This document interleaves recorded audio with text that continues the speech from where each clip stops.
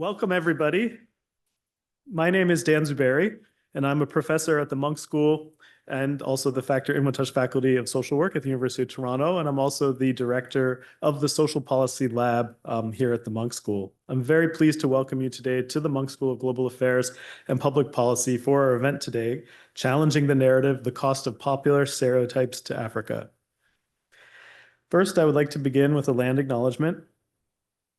I wish to acknowledge this land on which the University of Toronto operates. For thousands of years, it has been the traditional land of the Huron-Wendat, the Seneca, and the Mississaugas of the Credit. Today, this meeting place is still the home to many Indigenous people from across Turtle Island, and we are grateful to have the opportunity to work on this land. Our event today has been organized in partnership with the One Campaign and the Social Policy Lab at the Munk School. This collaboration reflects our shared interest in amplifying and expanding this dialogue and moving beyond conversation to exploring tangible solutions. The One Campaign is a nonpartisan global organization fighting for a more just world by demanding the investments needed to create economic opportunities and healthier lives in Africa. Together, we are not only committed to learning more, but to actively contributing to the change this conversation calls for. I'm particularly excited by the cross-sectoral nature of the presenters and audience here today, which includes scholars, students, alumni, policymakers, investors, journalists, advocates, and activists. We are also joined today by virtual participants who could not be here today in person. For those of you online, you can enter questions and comments into the chat, and a member of the One team will be able to share some of your questions to the panelists during the question and answer session after the presentations. Also, just to let you know, we will be posting a recording of this event for streaming after the event. So next, I want to quickly review our agenda for the day. So first, we're going to hear from some contributors to the report from Africa No Filter and Africa Practice, who will present some of their research that has inspired this event. Then I will introduce our esteemed panel of experts who will provide brief responses and discussion, and we'll turn to having some preliminary discussion and engagement between myself and the panelists and presenters. We plan to keep this part fairly short because we want to open things up to broader dialogue with you and have a long and extensive discussion with the audience, between the audience, the panelists, and presenters. After this discussion, we will conclude this part of the event with some remarks, and then we will continue our conversation during, more informally, during a networking lunch at 1:15 p.m. that has been generously co-sponsored by the Black Empowerment Table at the Munk School. So today, we're not just here to agree that negative stereotypes about Africa are harmful. We're here to challenge our own assumptions, ask uncomfortable questions, and explore deeper forces shaping how Africa is seen and how that affects what's possible. We want to recognize the challenge, but spend some time in discussion about the practical how and what we can do to address it. So I'm hoping that key themes for today's conversation will be challenging misconceptions, shifting perceptions, and changing the narrative. This event is definitely not meant to be a blame game. We're here to learn and grow together and ultimately plot a better path forward. So now I'm ready to introduce our first speakers today.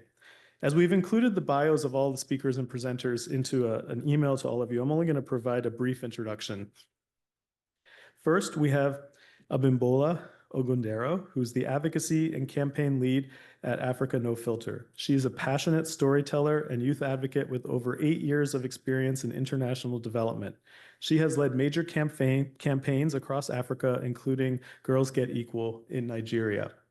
Second, we have Matthew Ferreira. He is senior consultant at Africa Practice, where he leads the Evidencing Impact and Design team. As a specialist in development and urban economics, he brings deep experience in building evidence for advocacy and policy change across the African continent. Please join me in welcoming our first two speakers. Hi, everyone.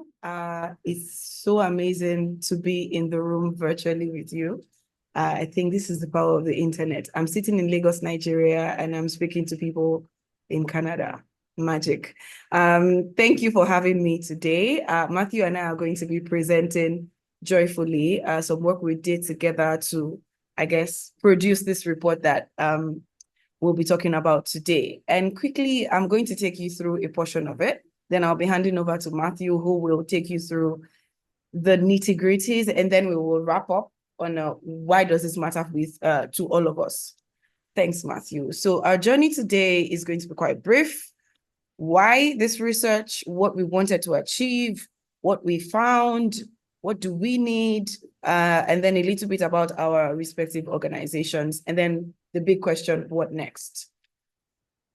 At Africa No Filter, we have done some research over the last 4 to 5 years. And what we know is that there are 5 main frames through which most stories about Africa are told.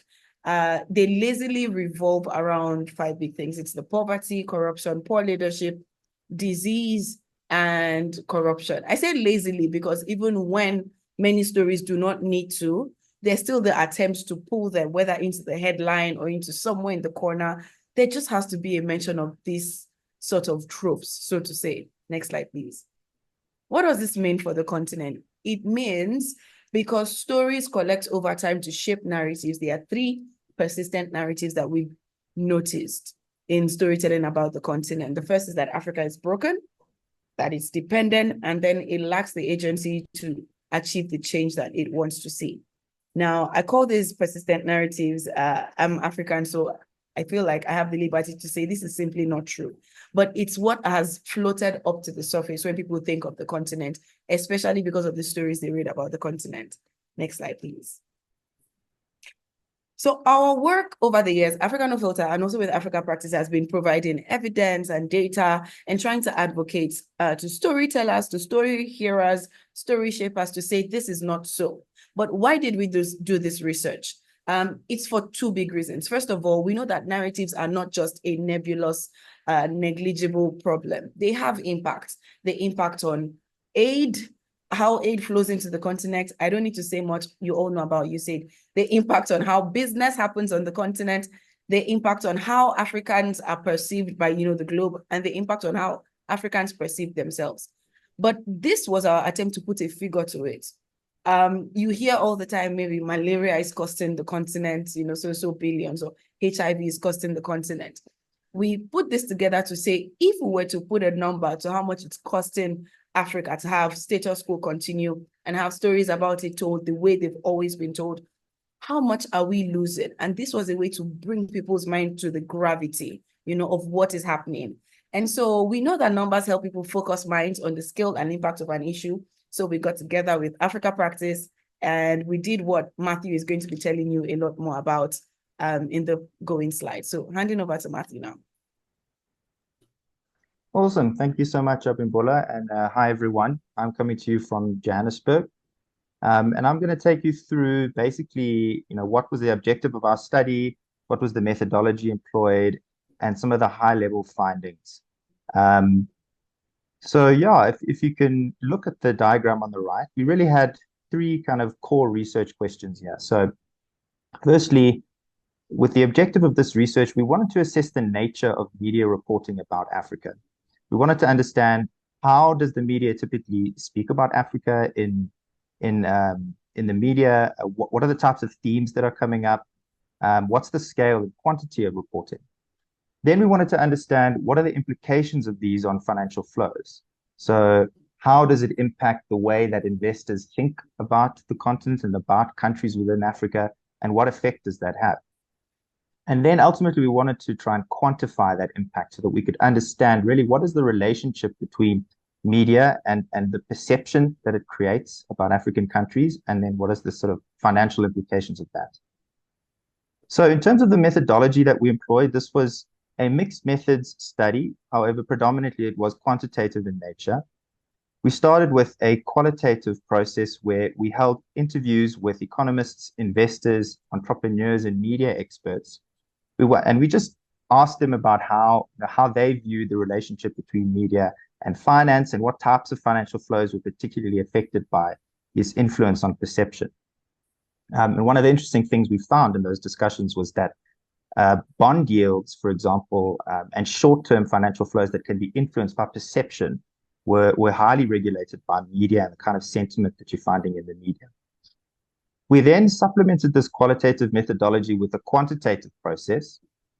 What we did was we compiled thousands of media articles about the most recent or pre-COVID election for a number of African countries and countries that were outside of Africa. And in the bottom there, you can see the specific countries that we looked at. And what we essentially did was we assessed countries and ranked them on a scale in terms of their democratic index and political risk index. So in order to compare countries effectively, you have to obviously compare apples with apples. So we tried to get a set of countries that were comparable, looking at a similar time frame. So we analyzed the most recent pre-COVID election, and specifically, we compared countries that had similar democratic risk indices, perceptions in international risk indices. So I'm going to take you through some of the high-level findings, and of course, there's a lot more detail in the report, which you can go and see some of the other slides. But just some interesting things to highlight. So on the graph on the right, what we're showing here is the percentage of articles within our database where the headlines contain specific words. So and these pertaining to violence and corruption. So one interesting finding, for example, on the left, you can see that this bar looks at the percentage of articles that contain violence or the word violence or something similar. For example, in Kenya, 5.8% of the articles, the headlines contained the word violence or violent. Similarly, about 4.4% for Nigeria. And then for countries outside of Africa, it was 0%, 0%, and 0.1% for Malaysia, for example. And if I remember correctly, that was like basically 1 or 2 articles. So there's quite a disproportionate emphasis on violence within the African countries we studied compared with non-African countries. Looking on the right, you can see the word corruption and corrupt. Again, there was an overemphasis in African media where words like corruption and corrupt were coming up often in the headlines. In Malaysia, we also saw 2.5% of the articles using these words. That's because there was a significant corruption event within the most recent election that we studied. So this next slide just looks at a sentiment model that we ran. So sentiment analysis, essentially, it qualifies media articles into, in our case, 3 categories, either negative, neutral, or positive. So it can tell you whether the tone and the emotion of an article was negative or positive, basically. And again, here we compared African countries with their non-African counterparts from the same political risk category. And unsurprisingly, we found here that there was a significant overemphasis of negative articles. So the bar graph specifically, they show the percentage of articles that were negative. So they had a negative sentiment score. For example, you can see that South Africa, 38% of the articles were negative compared with Denmark's 31%. In Kenya, 88% of articles that we covered were negative compared with its counterpart, Malaysia, only 48%. And then Egypt, 66% were negative compared with 32%. And so the takeaway here is just the overemphasis on, in our view, reporting on sort of negative events or sensationalist negative events that are occurring over the period that we study. So how do we take that and think about what the implications are from a financial perspective? So on the box on the left-hand side of the slide, what we did is we said, so if the media sentiment scores for the African countries that we studied were normal, in other words, if they were the same as their non-African counterparts, which we've assessed academically to have similar political and democracy ranking indices, what would that look like? So for Egypt, we adjusted their sentiment score to 32%. For Kenya, we adjusted it from 88 to 48%. Nigeria from 69 to 48%. And South Africa from 38 to 31%. What that effectively does is that by decreasing or essentially improving media sentiment here by decreasing the percentage of negative articles, you have an impact on bond yields because it impacts perception of risk. So in some of the academic research that we came across in our desktop our literature review, as well as a correlation analysis that we ran, we found that bond yields or media sentiment is responsible for 10% of the bond yield. So obviously, when countries borrow money, there's many factors that are going into what rate they receive. For example, the current amount of debt that they have, economic conditions, and so forth. But one of those is perception, and media has a significant impact on how people perceive places. So in summary, we were also able to adjust the bond yields of these countries to recalculate the total amount of debt that they would owe. And by comparing that with what they actually owe, we were able to come up and with a figure and understand what that gap is and what the cost is of this misbalanced perception. So what does that look like? And Abimbola, I think I'll hand back to you here just to speak on a few of these points. Thank you so much, Matthew. What does this look like? $4.2 billion can sound very arbitrary until we clock that it can provide drinking water for 2/3 of Nigeria's population. If you're not aware, Nigeria has over 200 million people. We are many, right? Yet it can take care of water for up to 2/3 of us.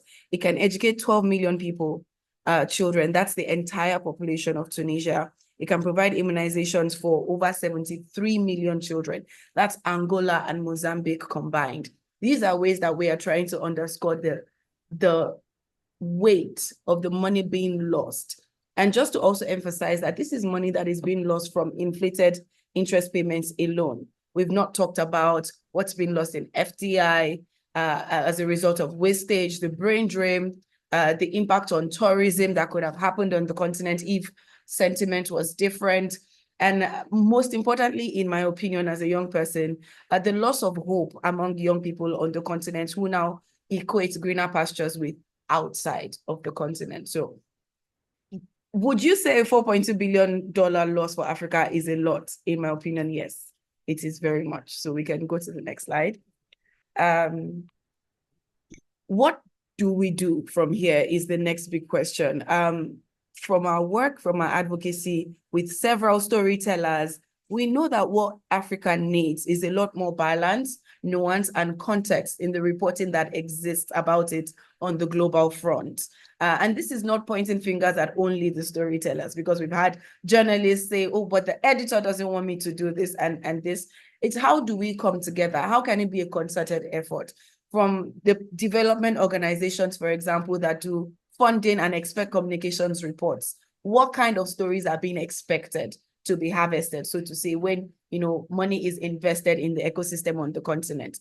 How can we also get training for local journalists to tell better stories, to not want to talk about corruption and then borrow Africa as the case study, but to talk about the continent in its entirety? What community are you working in? How can you tell of the agency that is already being displayed by the people in the community to say, okay, they were doing up to this level and then we've picked it up from there? How can we also encourage more collaboration between local and foreign media, understanding that the people on the ground are the best people to tell the stories, about them, because they are the stories, right? And also, how can we encourage institutions, academic, non-academic, research, governmental, non-partisan, partisan, whatever the case may be, to not only demand better stories, but also institute policies that encourage narrative shifting storytelling about the continent. Now, the logo you can see there is BIRD, which is an African agency, news agency that is currently paying journalists to produce other kinds of stories about the continent. So it's not always the doom and gloom. It's the ones that show the different varied aspects of what the continent needs in its stories.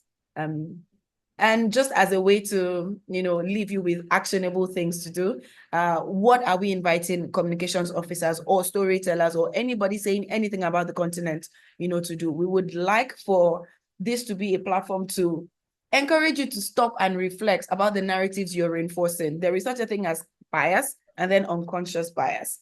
How exactly are you portraying the continent, and what could the resultant effect be? And I hope $4.2 billion is the number on your mind whenever you think of that question. How can we be more conscious of framings?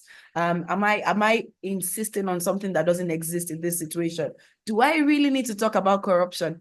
Are there other beautiful things, or maybe not beautiful, or just mundane things that I'm not paying attention to because of the unconscious bias that African stories have to be equated with stereotypes. And lastly, we encourage you to adopt nuanced, ethical, and balanced storytelling. There are more slides on it later, but we've developed tools at Africa No Filter that support such things. The handbook, there's an African Bias Buster, which is a tool AI developed that actually helps you screen your text for bias in your writing, and so on and so forth. So there's much to do, and this is us calling on you and joining you to join us, to shift the narrative about the continent with the stories that you tell. Back to you, Matthew.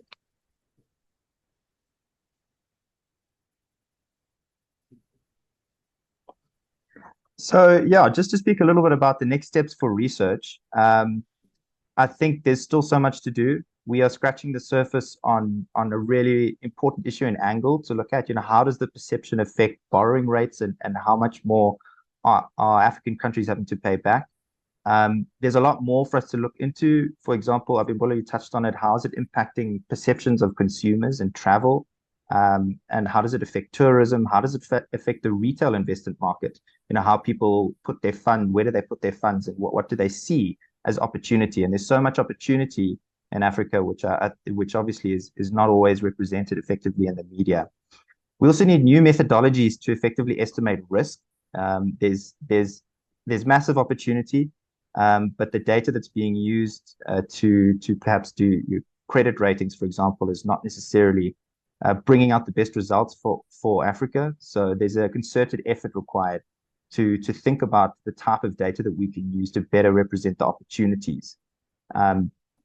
And then more collaboration, more opportunity to showcase the progress that governments are making in Africa, and to showcase that to the world so that it's better represented across the landscape. So I think we just have a few more slides. Maybe you just want to quickly go through Abimbola, and then I think we'll close out. Yes, absolutely. Yeah, I spoke about this, so feel free to check out the links. The handbooks I spoke about, things that we feel could equip more storytellers to, tell better stories. And on the next slide is just a little brief about Africa No Filter. We are a narrative change organization. We want to see a storytelling ecosystem that represents the continent beyond stereotypes. And we currently do this by supporting a community of storytellers, to tell better stories. We do advocacy, and we also do partnerships. So conscious of time, wrapping it up, back to you, Matthew. Thanks, everyone. And just the last slide, who we are. So this is why we partnered with Africa No Filter on this. We similarly are an advocacy organization, and we supported here with developing this research methodology and evidence base together with Africa No Filter so that we can bring this issue to light. So thank you very much, everyone, for having us, and we'll hand it over to the panel. Thank you so much for your informative talk. Next, I'm very pleased to introduce our panelists who will now come to the front of the room. Come on up. We're very fortunate first to have, you can all come up, but to have Dr. Muso Blimpo. He's an assistant professor of economic inequality and societies at the Munk School of Global Affairs and Public Policy. He previously served as senior economist at the World Bank, leading work on education, infrastructure, and digital development in Africa. He's also the founding director of a policy think tank in Togo. Next, pleased to introduce Dr. Rohinton Medora. He is professor of practice at McGill's University's Institute for the Study of International Development and former president of the Center for International Governance Innovation. He is a leading thinker on development economics, innovation policy, and Canada-Africa relations. Next, we have excited to introduce Matthew Amha. He's a Toronto-based reporter, host, and producer with CBC, currently working on Front Burner. Matthew is the creator of the acclaimed podcast, The Africas vs. America, and is known for culturally rich, impactful storytelling across media platforms. And finally, I'm pleased to introduce Heather Schofield, who is Senior Vice President of Strategy at the Business Council of Canada. She's a former journalist and economics columnist and has over 30 years of experience covering public policy, politics, and economic issues from across Canada's major newsrooms. Join me in welcoming our panelists. So each of them has prepared about a 7-minute response to the report and presentation that we just heard. So we'll start with Dr. Blimpo. All right.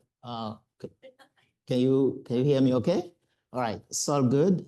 Great to be here. Great to see everyone in the audience here, and I can see some of my students here as well. I'm teaching a course called Africa in the Global Economy. And in that course, one of the first things we did during the first week was to talk specifically about some of these stereotypes, highlighting in particular the fact that the continent is not one entity, but multiple entity. This is also informed by my time during the last 6 years prior to coming at Munk School here. We spent a lot of time in the Africa Chief Economist Office at the World Bank dealing with this very same issue. Like the Africa Chief Economist Office where I work is a place where we basically think about how the World Bank engage with the African continent as a whole. The other units in the institution are focused on their sectoral issues. They focus on the specific countries that they're dealing with. So we had a general view of the continent. And what we see consistently, what we saw then consistently, that is consistent also with the report we just heard about, is that a lot of time the report, the analysis will always start with some form of something is different about Africa. And then the moment you say something is different about Africa, then it opened the door to come up with all sort of wacko theories, all sort of explanation. Anything goes because you can't find it in a textbook. It's different. It's a different continent. Either the poverty, either the ethnic fragmentation, or some other issues, right? So we spend a lot of time trying to counter that. But the best way to counter this is basically what we just saw here. You need evidence, and that evidence oftentimes is missing. And this report is a great step in that direction to move from an abstract complaints and discussion about these issues to actually looking at them more objectively so that you can have constructive conversation with fair-minded people. So for that, I thank the Abibola, Matthew, and everyone who played a role in bringing this report to life. Now, having said that, my remark is going to be articulated around 3 points. I'm an academic, so I can't read a report without looking at it through the critical lens. I have my students here, they wouldn't forgive me for that. So I have a few comments about the report itself, and then I try to think about the rationalization of the finding, right? It's not enough to say, here's a problem, therefore fix it.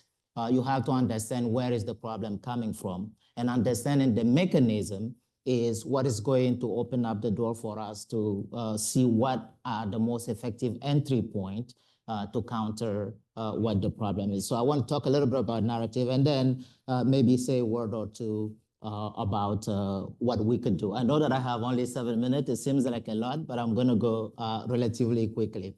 Now, when you're trying to measure the impact of stereotype and narrative, is going to be a challenge. If you bring this report to any economist or quantitative analyst, there are 20 different ways to poke hole in it, and but then the issue is not really about the methodology itself. The issue is to understand that there is a common denominator that we can agree on, that more or less this bias is out there, the stereotypes are out there.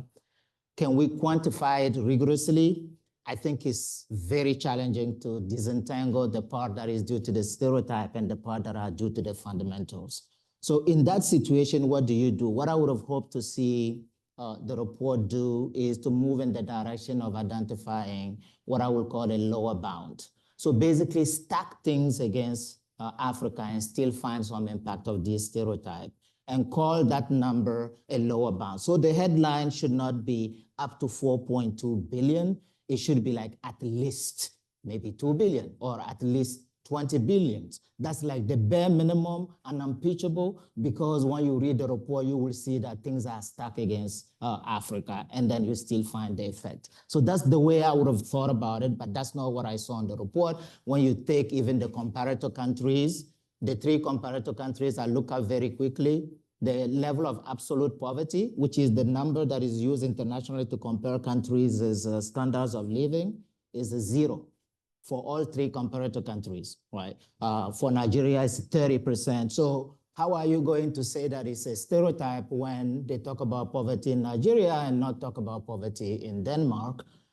If you don't, so this is the one remark that I will make. And the other remark is in terms of next step, it will be good to look at the local media. These are international media, to look at the narrative in the local media. I was surprised. I look a little bit in the literature about climate change, and I was seeing this part of the world, the debate focusing on saving the climate, whereas we have saving the planet without talking enough about prosperity, about creating jobs, which is the biggest issue on the continent right now when we're talking about even looking at absolute poverty level. So that discussion on the continent needed to be balanced. So I did a systematic review, which I presented in Egypt 2 years ago at COP27.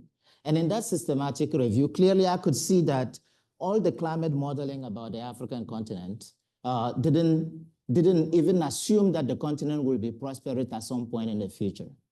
It's just about emission reduction. And then when you calculate that about where the continent will be in 2050, is that the continent is going to be poor.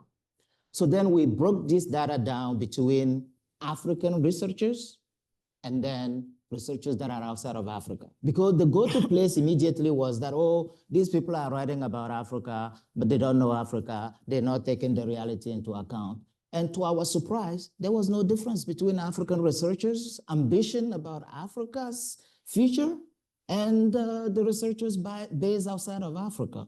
So it is important to actually bring this data to life, and that's where I really commend the effort by this report. So I would like to see these two things go toward the lower bound and also look at the local media. So that's my remark on the report. Now, in terms of rationalization, I ask myself, okay, let's take the report face value. It's true, there is a bias, and then the impact of that bias has been quantified.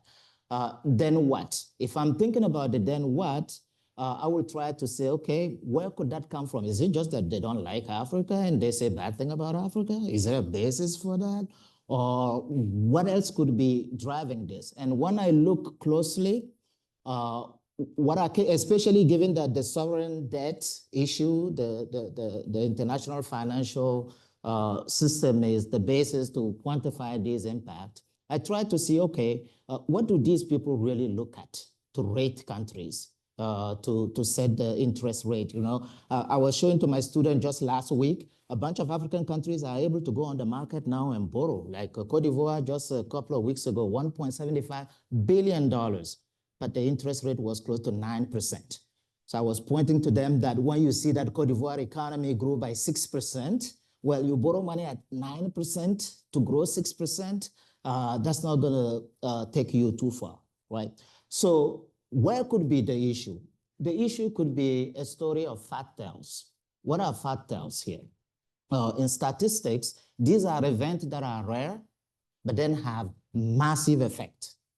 And when this kind of event happen regularly in the distribution of a risk of a country, then it will generate it's a psychological thing. It's not like, it's not, it's still a bias, but I'm trying to rationalize it. Looking at the evidence that we have in the literature, right? Factors are what? If you take political risk, think about the kind of risk that are associated with like entire regime change or unconstitutional change of regime where all the rules are put down, constitution suspended, all the rules are changed. Or the major social unrest or major conflict. Events like that are rare, but they have very impactful effect. So when you're in your risk profile, you have more of those, even though they are still small, psychologically, people tend to put a lot of weight on that. That's the same reason why if you do a survey right now, a lot of people, you will find more people kind of anxious about flying than driving a car. It's similar. airplane crash are rare, but when it happens, it's catastrophic. Nobody survives in general, right? And because of that, there is that psychological bias that tend to drive this. So this can be fully consistent with these biases these perceived biases. So what that means is that if this story is what is going on, we need to focus on the fundamental. And that's the last point I want to make. So what do we do? What do we do? I tend to be of the view that I want to exhaust the things that are under my control first before I start complaining or asking others to do something for me. And there is so many things that are under our control right there on the continent that we can look into the mirror and try to make advances along those situations. So when I look at unconstitutional changes around the world, the last 25 years, entire change of regime unconstitutional I saw 93% or something like that come from the continent. They are still rare. But again, when you are rating risk, you put a lot of weight on these catastrophic events. And that could be the source of some of these biases. So we need to put effort on that. But as an African, of course, it hurts to see how the continent is portrayed, is portrayed. Complaining because it hurt, okay, it might make you feel good temporarily, but if it is the fundamentals that are driving it primarily, yeah, we will have a lot of complaining to do in the future without anything changing. And that's why I tend to go in the direction of what is it really going on underneath? What is it that we can do to drive change going forward? And these are some of the remarks that I have, that came to mind as I read the report. But I want to go back and say, even the limitation that you could point in this report, this should not be a basis to shy away from the conversation. The report is very transparent about many of the limitations that you could point to, but it is a start to move from an abstract conversation to something that is more tangible, evidence-based. It's also a call on us, academics. We should be doing this work a lot more. Academics working on Africa and African academics should also be doing a lot more work. So I want to finish by congratulating again the team that put a lot of effort to put this report together. And I hope it will be a basis to inspire others to do more in different other areas. So I'm going to stop there. I think I probably went over time. Thank you so much, yeah. Dr. Musa, for those provocative remarks and call to action. Yes. Next, Dr. Medora. First, I should say, kudos to the authors. I'd echo everything Musa said about the timeliness and the value of the report, both in the narrow issues it raises, but more importantly, in the broader issues it raises. And thanks to the organizers for doing this event and making me a part of it. When I read the report, I guess three reactions came to mind. And it was fortuitous because within the space of about 2 days, two things happened. I got the invitation for this event, and a very esteemed colleague of mine based in Nairobi, who runs a big economics network that you would know, wrote to me saying she'd been invited to a discussion on the rollout of AI in Africa. And she'd been asked to speak about corruption as an impediment. And, I've been doing a bit of thinking on new technologies and development in the last few years. And I thought, you know what? I don't think corruption is the entry point for thinking about AI in Africa. I can think of a lot of things, both good and bad, but corruption, the old-fashioned sense, is not where it's at. And then along came your invitation. I thought, yeah, this is about narratives. Sort of well-meaning, forward-looking people still think of Africa through that lens. And so let me make 3 points then. My first one is, again, to echo something you said, that these results understate, not overstate, the extent of the problem, even if we limit ourselves to inefficient or incompetent financial intermediation. I was struck by the fact that the biggest flow, as you all would know, in Africa is actually remittances, right? From 250, 300 billion, a good 9700 billion is remittances. The average transactions cost and remittances from developed to developing countries is something like 6.5%. South Asia, 5.5%. Africa, 8.7%. If you did the same calculus that these folks do on South Africa, Denmark, on remittances, that's another $2 or $3 billion that they don't capture, for example, venture capital. Abimbola correctly mentioned the brain drain resulting from a poor narrative. And you add to that a series of these kinds of things, and what you find is that the $4.2 billion number is understating the issue by a magnitude, in my view, of about 3 or 4. So I think that's one point to make in the future directions, is that add up all of these differences, and you will find that it's not about bond yields, it's not about risk premium, it's about perception. My second point, wearing my sort of hardcore economics hat, is to ask myself, what's going on here? Clearly there's a failure institutionally and systemically. I think the IFIs have a lot to answer for, to focus on issues, including your former organization, to focus on issues of economics governance without thinking of larger questions of openness, communication, transparency, political systems. I think we've got that wrong in many developing countries. But also ask yourself this: suppose this hypothesis is true, that risk premia for Africa are inordinately and unfairly high. If you believe at all in markets, as I do, isn't there room for a niche player? Isn't there room for one agency or player or entrepreneur to lend or to offer to lend at 0.1% below this going rate, which is usurious, and capture the market? Why isn't that happening? Clearly, there's something more going on than simply perceptions, because smart people are the ones who go beyond the public perception and make money off knowing more than the rest of the world. And so I think we have to think about what's going on with financial intermediation. My third point has to do with a bit of history. And I'd ask myself, because I began in this, 30, 35 years ago, when the same narrative existed for many parts of Asia and Latin America. And again, you made this point in our planning call, but how have other countries that dealt with this come out of it? I recall a time when China was unbankable. I recall a time when the narrative on India was strictly about corruption, poverty, poor infrastructure. And you now kind of have China with having a surfeit of capital, including foreign capital, a lot of it sucker capital, not making money, but still dying to get in, and India and the whole India shining and India rising narrative.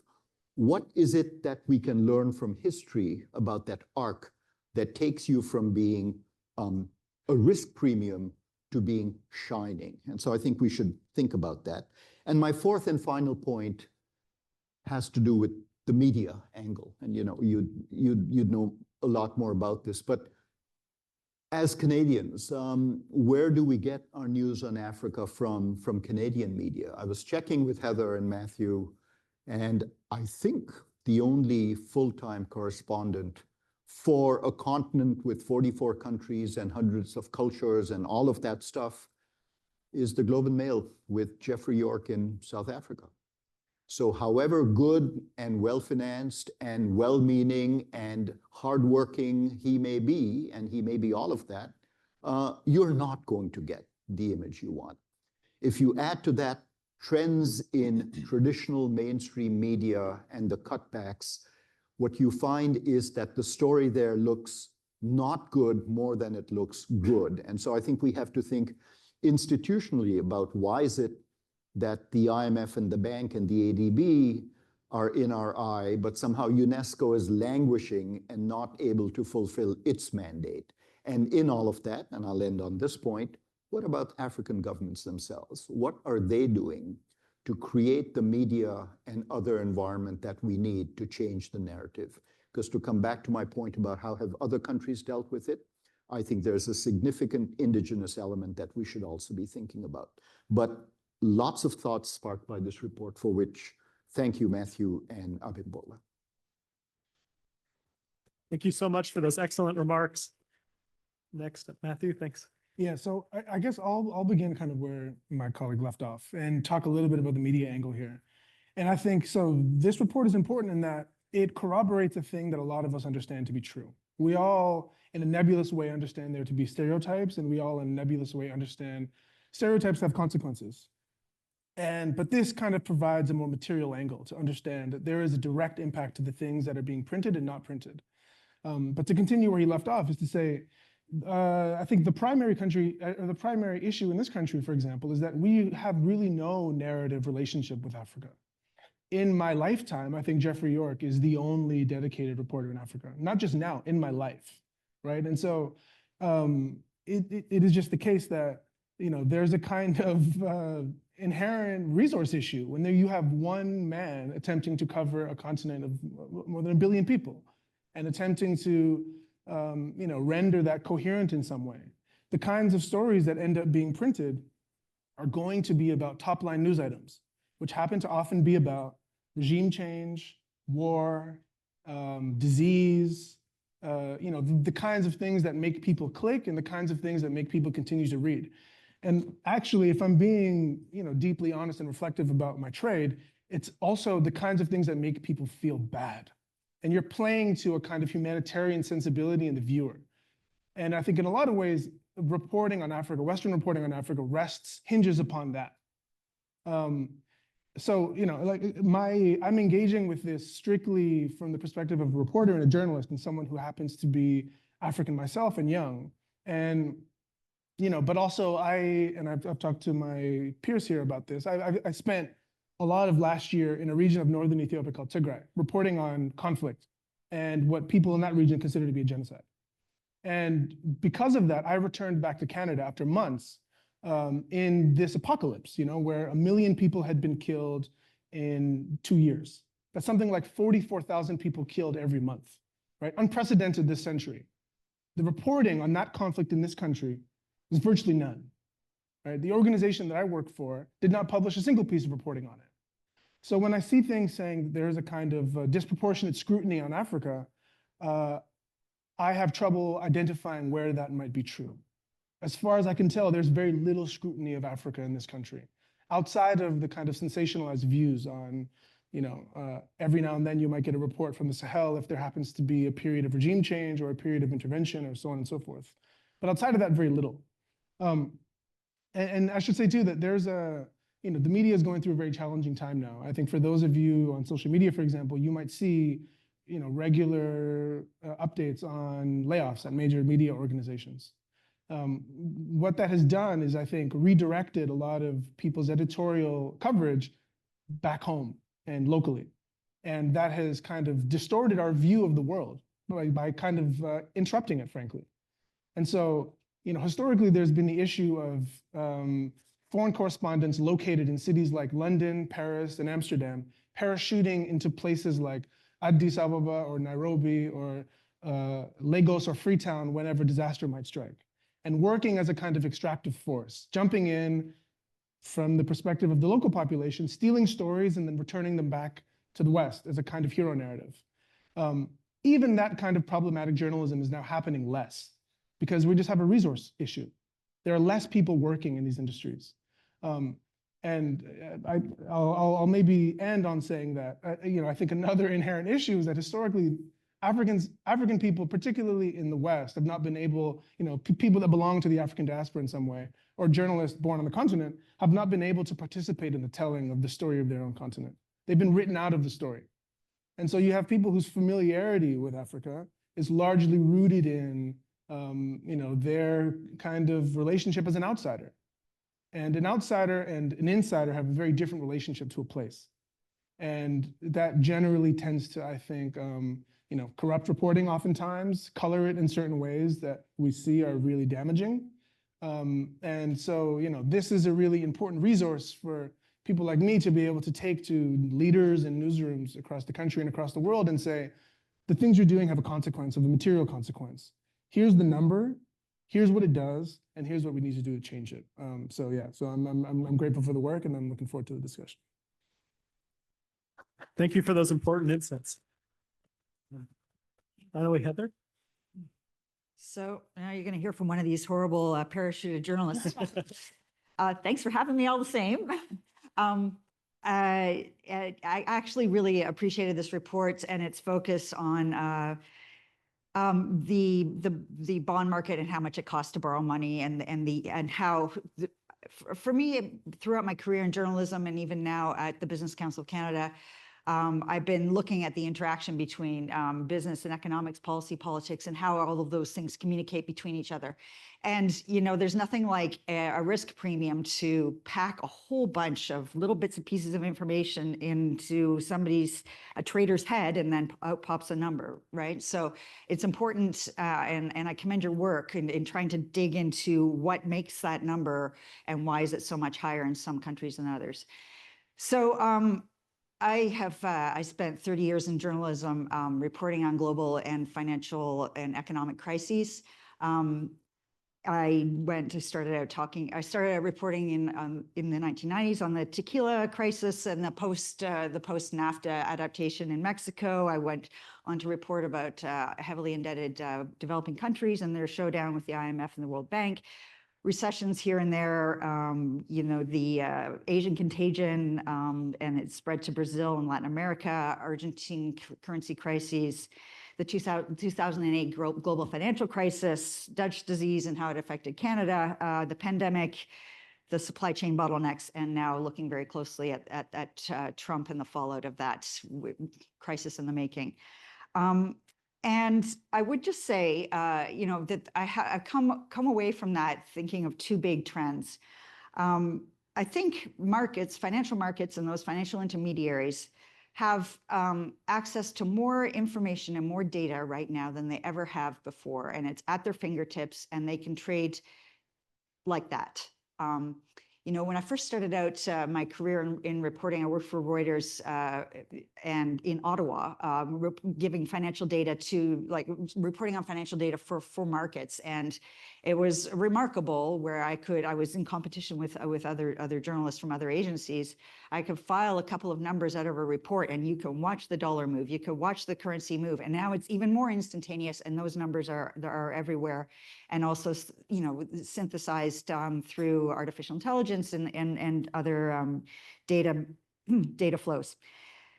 So I think in terms of, you know, markets reflecting what's actually going on the ground, you know, fundamentals, as my other panelists have talked about here, markets are better able to get good information compared to, you know, during the days of the Asian contagion, for example. You know, back in those days, I would go to, you know, we were watching, you know, countries' economic and financial systems fall because their neighbors fell. It had nothing to do or very little to do with what was actually happening to their economic fundamentals. It was a fear based on a lack of differentiation among the financial players. That I don't think exists nearly as much now as it used to. On the other side of the ledger, though, we have media as a disseminator of those data points, very much in big trouble, and so media has fewer and fewer resources, a lower ability to reach a broad audience because it's so segmented, and you know, not only is the business model collapsing, but so are the ability of legacy media to reach traditional audiences. So that's very difficult to handle at the same time. And I will just take you through one example about how that has played out in real life. So my only time reporting in Africa was when I was sent to Libya in 2011. I was working for Canadian Press at the time. I got 2 days notice that I was going to go there. And I was going to travel around with the foreign affairs minister and the Canadian military to see, because the foreign affairs minister was going there to see how the Canadian troops were dealing with the NATO operation on the ground. So I had 2 days to get myself ready for this and learn everything I possibly could about Libya and NATO and the exercise. And, you know, I knew a thing or two and didn't go in with nothing, but it was a very steep learning curve. I went into it with the best of intentions, fully realizing that there's no way I can go in there and report fully on what was happening to the Libyan economy, the Libyan people, or the state of democracy there. not going to happen, but I was certainly going to try as best as I could because that was my job. So, you know, I flew in there, I flew to Rome. We flew in and then we went from Rome into Libya on a military jet. By the time I got there, I was extremely sick to my stomach. So they gave me some medication, so lots of medication. And then I started reporting. I did my 6 hours. I followed around the minister. I had to report for all of the Canadian media. I was the only Canadian journalist there for this operation.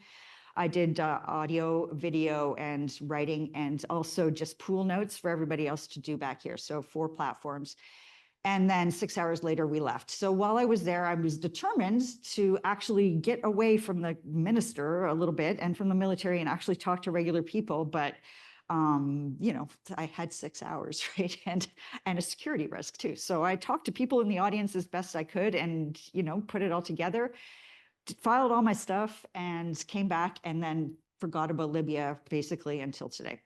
So that's a frustrating story for everybody involved, I realize. But that's the reality. I felt, even at the time, I felt I was very fortunate to be able to go there to see on the ground what was happening, and made of it what I could.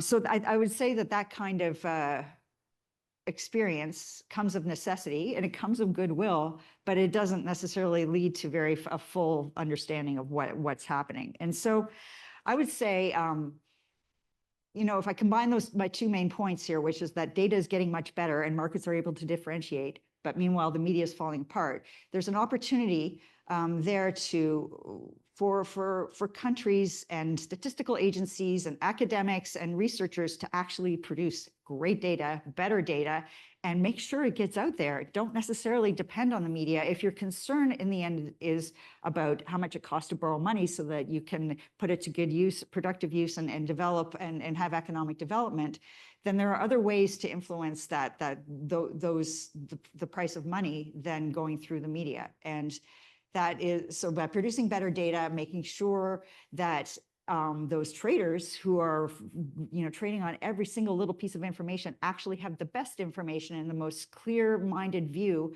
of what's happening on the ground in a particular country, then perhaps the price could be made fairer. And so that also speaks to the role that I think local media play in telling a story. You know, the more that we can hear from those local voices, the better the understanding, and the more honest and understanding that the globe is going to have of what's happening in various countries.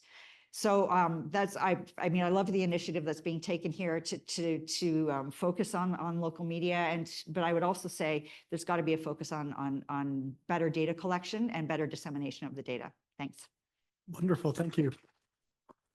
So I think that we've had 4 very provocative and interesting responses to the presentation. Some of the themes that came through for me, actually, I think the presenters kind of complemented each other in a really nice way. I think, you know, many look at the evidence of biased media coverage and agree that that's problematic, but they question whether that's actually what's driving some of the impacts that are posited in the report. So, you know, what are the fundamentals that are driving these high interest rates and high bond rates for African countries is, I think, a question we need to talk more about. I also think that importantly, we also, you know, heard from the media that, again, part of what we might be seeing here is, in fact, just the lack of coverage of the African continent in the media and the lack of capacity of Canadian news media historically to cover these issues. So it's not only biased coverage, it's an absence of coverage, which may itself be a fundamental problem that we can talk about more in this presentation and during our discussion and dialogue. I'd like to give the authors, presenters, a chance to respond to any of the comments if they'd like, Mbimbola or Matthew Ferrer. Shall I? I'll just have a few comments. Yeah, I mean, firstly, just to say thank you so much to all the panelists for the remarks and the deep interest in the work and for supporting it. It was a passion for us when we did it. As Abimbola said, it was also blood, sweat, and tears. We went through a long process of coming to the way we decided to end up doing the analysis. I think for me, Africa is more about opportunity, and it's interesting to hear the remarks around maybe there's not enough reporting, because when there's reporting, then we're now focusing on negative views, and we're focusing on issues that are sort of interesting to report on or will get the clicks. But there is actually so much economic and business opportunity, and that's where I feel like it's just not focusing enough. One of the panelists mentioned something around, which I thought was a really interesting point, around markets are not working here because if the interest rates are not accurate, there should be a huge opportunity to undercut. And I think that does happen. And people are making significant amounts. It's just, in maybe private equity and different financial mechanisms. But just to close, Africa Practice is our core kind of message is about, we help international investors and international communities make sense of Africa and do business in Africa. There is so much opportunity, and that's what we've been facilitating for many years. And it's really just about bringing that now into the fore and making that more understandable and to the global community. So yeah, thank you so much, everyone, for the deep engagement with the reporter. We really appreciate it and the opportunity to be here and present. Thanks so much, Matthew. And also to echo that, it brings me joy that we're engaging with the report enough to find faults in it. And just to take note that everyone here agreed that, yes, there was a nebulous knowledge that stereotypes exist. And this was a good conversation starter. I just have 3 quick points to close with. First being the indices, right, that we used for this research were already globally established. So if you check through the methodology, whatever the political stability index said or the democracy index said, for both the African and the non-African countries were already pre-established, right? And so it means while there might be fundamental, structural problems, to a certain extent, these countries were supposed to be reflected the same way. And that was our baseline. That's where we started from. This is not in any way refuting that, yes, structural problems that maybe poverty and whatnot exist. But if we take what the world sees to be equal in terms of where, Australia and, Norway stands, we should see a similarity in the way they are being reported. And that was the basis for that, just to clarify. I think, second of all, just to mention on what Matthew mentioned, the kinds of things that make people click. That was such a valid point. And we've seen a lot of that problem. There's if it bleeds, it leads, right? But I just want to mention that there's a lot of emerging evidence that good news are actually in demand. We can all testify to news avoidance, people turning to social media for, where they get the news from, because depression is on the rise. And so I guess this is me inviting us to consider, how can we begin to appreciate that there is a global demand for news that is not depressing, but like another aspect, right, of news storytelling about the continent? And finally, to the last speaker that spoke, I really empathize with you, Heather, on having to go through all that to cover, the continent. But can we imagine a world where you do not have to go through all of that to get a story that could potentially be told maybe even better by the local correspondents that are already on ground? And on that note, I would like to say local foreign collaboration is absolutely imperative. It's crazy for us to expect so many people to be pumped into a 54-country continent and tell the stories the way that the local people on ground will. So how can we begin to think around exploring other collaborations that help us get the stories we really need to tell? And it's ethical curiosity. Canada wants to know about Africa, I'm guessing. That's exactly why you have at least one person. If you can send one person, it means there is something you want to know. So how can we explore that further and get more stories that we need to know in an ethical, curious way, if I can put it like that? So that's everything from me. I thoroughly enjoyed the questions that the panelists threw at us. I'm sure Matthew and I are thinking more. So thank you. That's all. Thank you so much. Open it to the panelists. Do you guys have any responses or questions for each other? If I could just say one thing. So one of the things is that there are, I think a lot of media organizations have a certain hesitancy in working with reporters that are kind of live locally for a number of reasons. So one is during my time in Ethiopia, in northern Tigray, where essentially journalism had basically been made illegal. It was a crime to actively report, and you were making yourself vulnerable to government incursion or imposition by reporting. And so to be a media organization based in the West, you are essentially making yourself liable for the safety of a person living in an inherently unsafe place. A lot of people are scared to do that. They won't even send a journalist from here over there, let alone somebody that's already there. And I say this as someone that's well acquainted with the fact that the folks there have the most expertise, are best positioned, are going through the thing themselves, and should be the ones to enfranchise to tell their own stories. But that's one thing, right?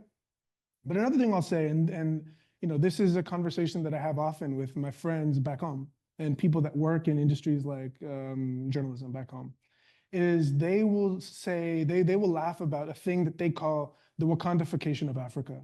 And they will say, speak kind of in a pejorative way and say that those of us in the diaspora that are responding to such negative portrayals in the Western press will often create this fictionalized, overly romantic view on the places our parents left, because we want it to be so.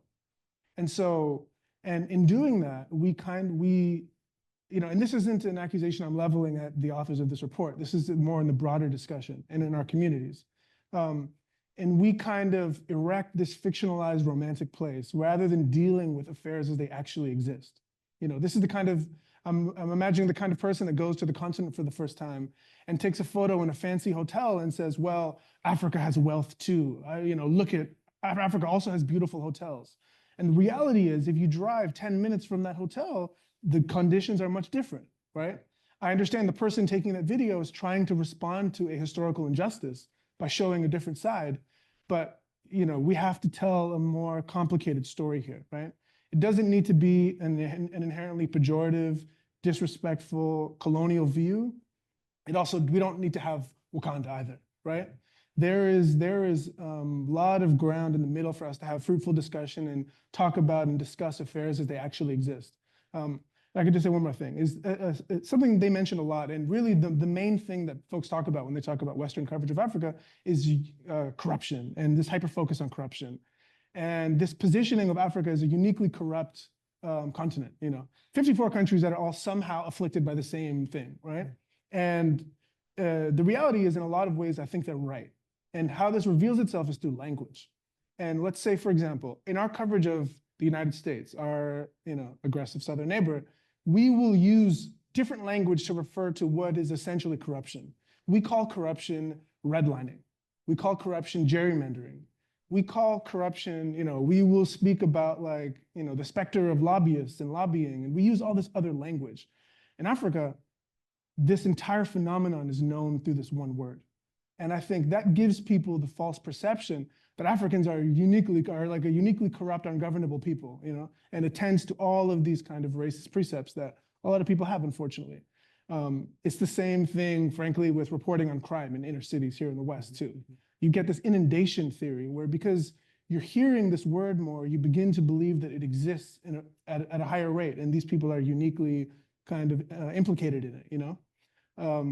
Yeah, anyway, those are some of my things. Just to have caution to create this overly Pollyannish view, and to, you know, it's okay that we're living through a challenging time.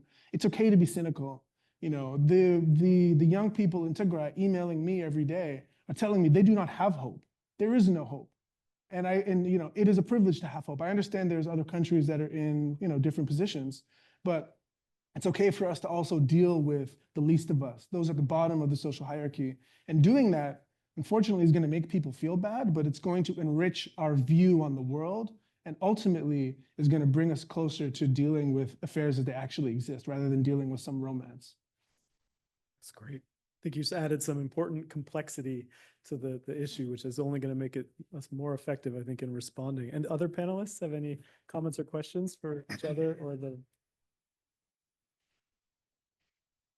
Okay, well, if not, I'm very pleased to open the conversation more broadly to the audience, both in person and virtually. I'm very pleased to introduce Justin McCauley from the One organization, who's going to help me moderate this part of the event. So in order to make sure that our virtual audience can hear your question, please wait until you have the microphone before you ask it. It'd also be great if you could share your name and your affiliation before asking your question so we know who you are. And over to you, Justin. Thank you very much, Professor Dan. Just to help model this, I will kick things off. My name is Justin McCauley. I am from the One Campaign. Thank you very much for the presentation, all of our panelists, including Matthew and Mbola. We have a unique opportunity right now with the Trump administration, with the Canadian election, to push newsrooms and politicians and decision makers to really engage and change the way that Canada is approaching the continent. How can we put the power back into this room? How can people here and people across the country push newsrooms, politicians, and decision makers to look at the continent differently? I feel like I've been speaking a lot, so. Well, I can take a run at that if you like. I think there is a huge opportunity for just to riff off of some of the points I think that everybody's made here to amplify local voices and to that nobody tells us, nobody can get at the essence of a community better than people in the community themselves. So if you have a Canadian newsroom that wants to know, they're wandering into a situation that they don't thoroughly understand. They know they don't understand it, and they are actively looking for authentic, but also, I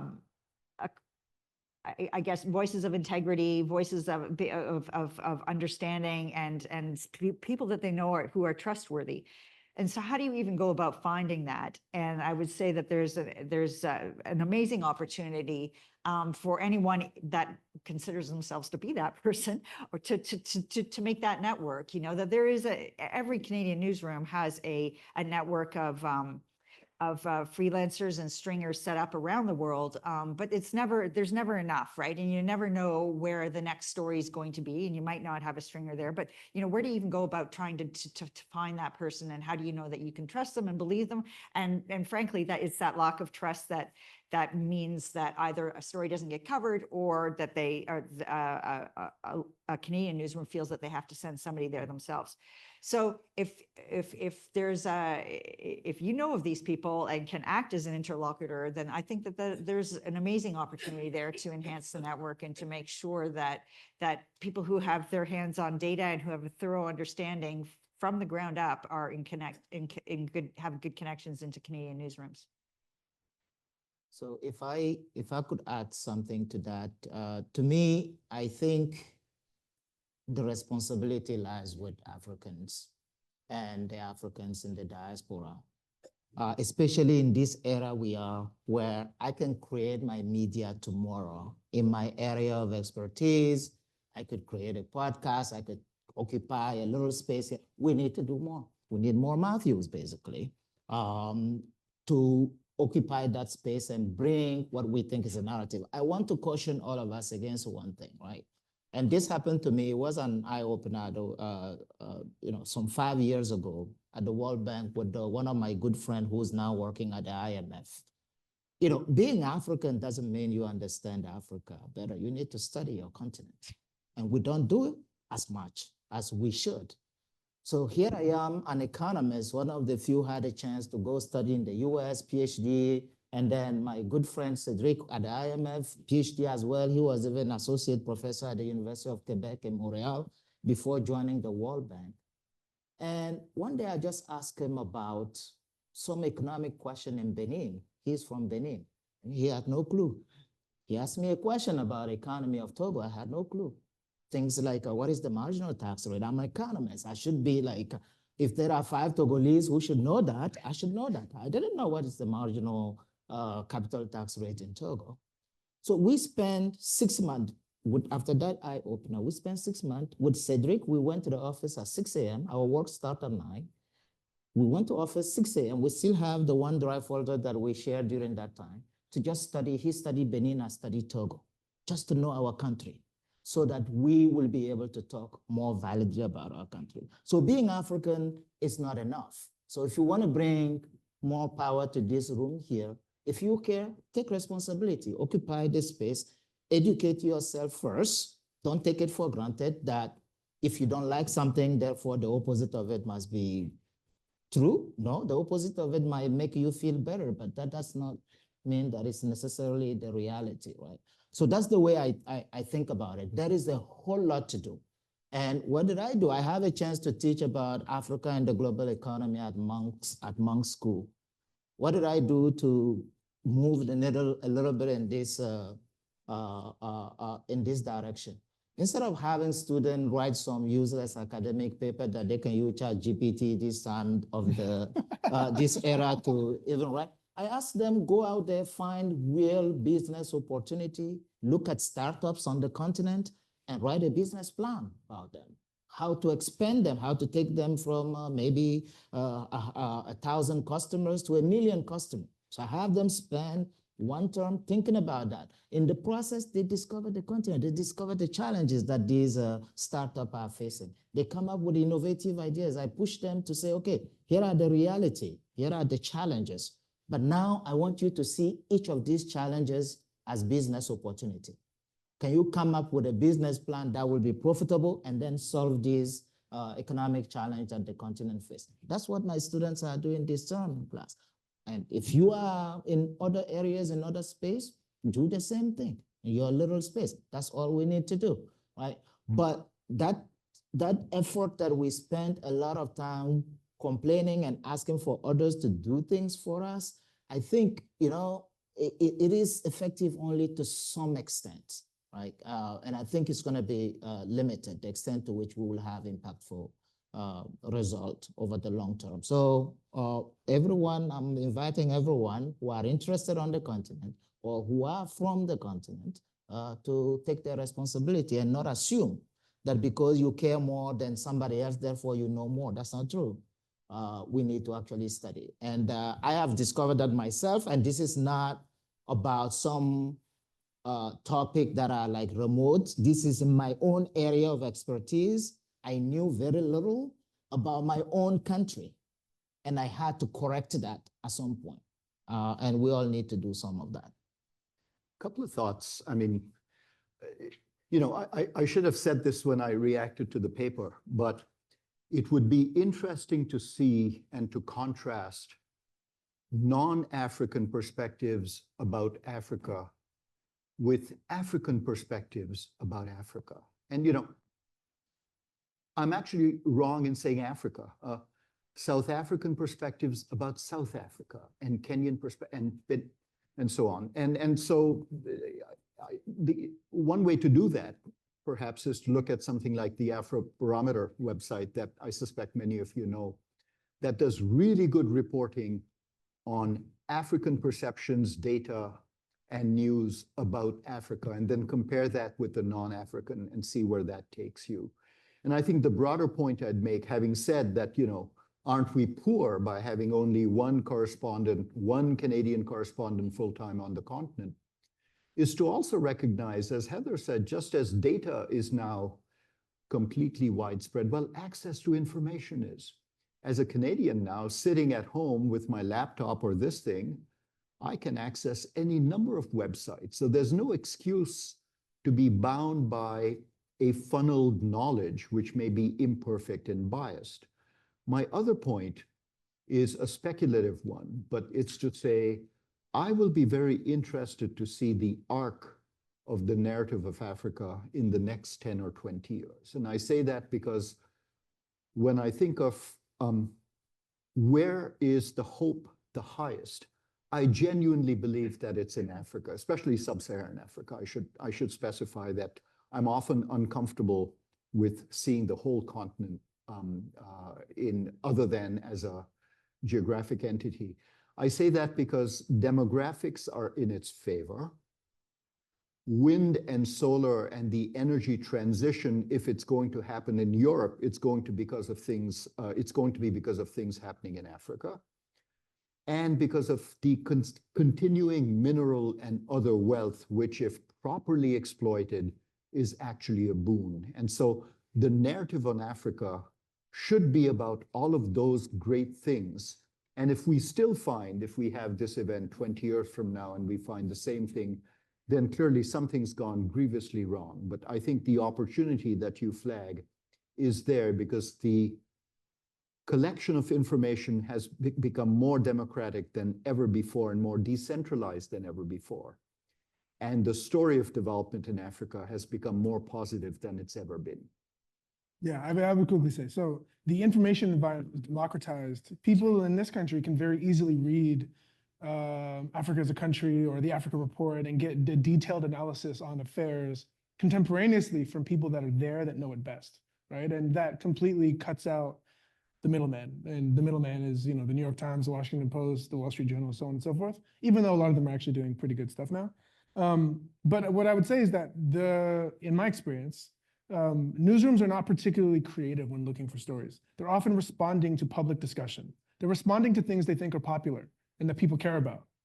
And so, you know, like engage in a kind of discussion about the affairs of the world. If, you know, I don't know if for those of you that are on social media, for example, people respond to that, right? When there is an issue happening in the world and there is little discussion, it's impossible to get it on air or to get it printed because the people that make those decisions consider it unimportant, frankly, to speak very clearly, you know?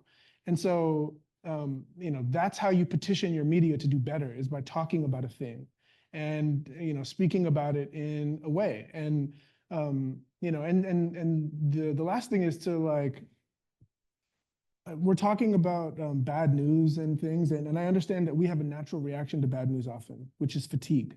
But I would say as well to kill the compassion fatigue inside of you and understand that, you know, I understand that bad news is uncomfortable and bad news hurts, but we must wrestle with it and we must reckon with it before we can then, if we hope to have a baseline understanding of a place. And so, you know, because that's the thing that I hear a lot, actually, when you're trying to pitch a thing. You know, for example, the U.S. State Department recently designated the civil war in Sudan a genocide, right? If this happened, I think this is their first designation this century. If this happens in any other region of the world, the kind of attention that would be devoted would be unbelievable, right? The genocide designation from the U.S. State Department, this is before the Trump administration too, by the way, but make what you will of the U.S. State Department as an entity. That's a major global event. It has not been met with the kind of coverage typically accorded to a major global event, because newsroom leaders think kind of, well, how many times can we print this same story? How many times can we print a story of people starving, people entrapped, people besieged? And so, you know, I think if we change the way that we engage with news, then the leaders in these newsrooms change the way that they administer the news. Thank you so much for that question. We've got another one over here. Thank you very much. I'm called Ambassador Don Mathias with the African Union 6th region. I am here in capacity of representing the Secretary General, that is Dr. Macaulay Kalu. And I would like to be able to thank the panelists. It's amazing. I hope we could be able to take it to the town halls and be able to activate that particular echoes that you're definitely bringing here. I want to ask things in two ways. Number one, politically, and another one in a community-based. Politically, one of the panelists mentioned that it's very key that we have political organs that are helping to push these particular narratives to be able to make sure that the Africans in the diaspora understand these narratives.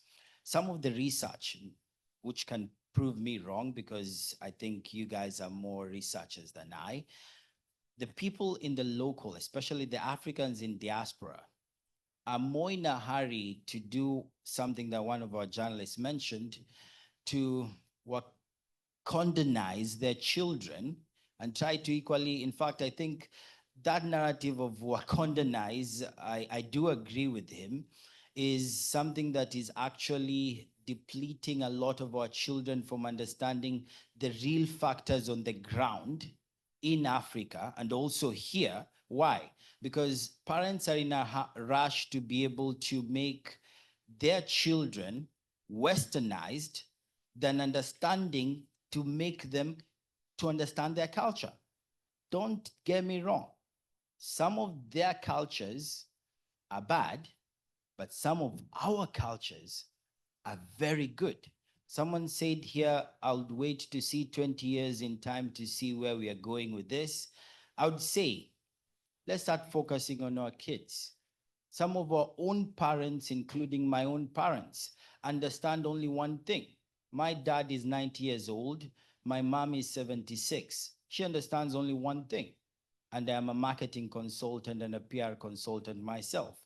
So that's one thing our parents understand is go to school, get your PhD, come back, get hired. And that's what a lot of us in diaspora came with, that mentality. So anything a lot of people are talking about, nobody understands.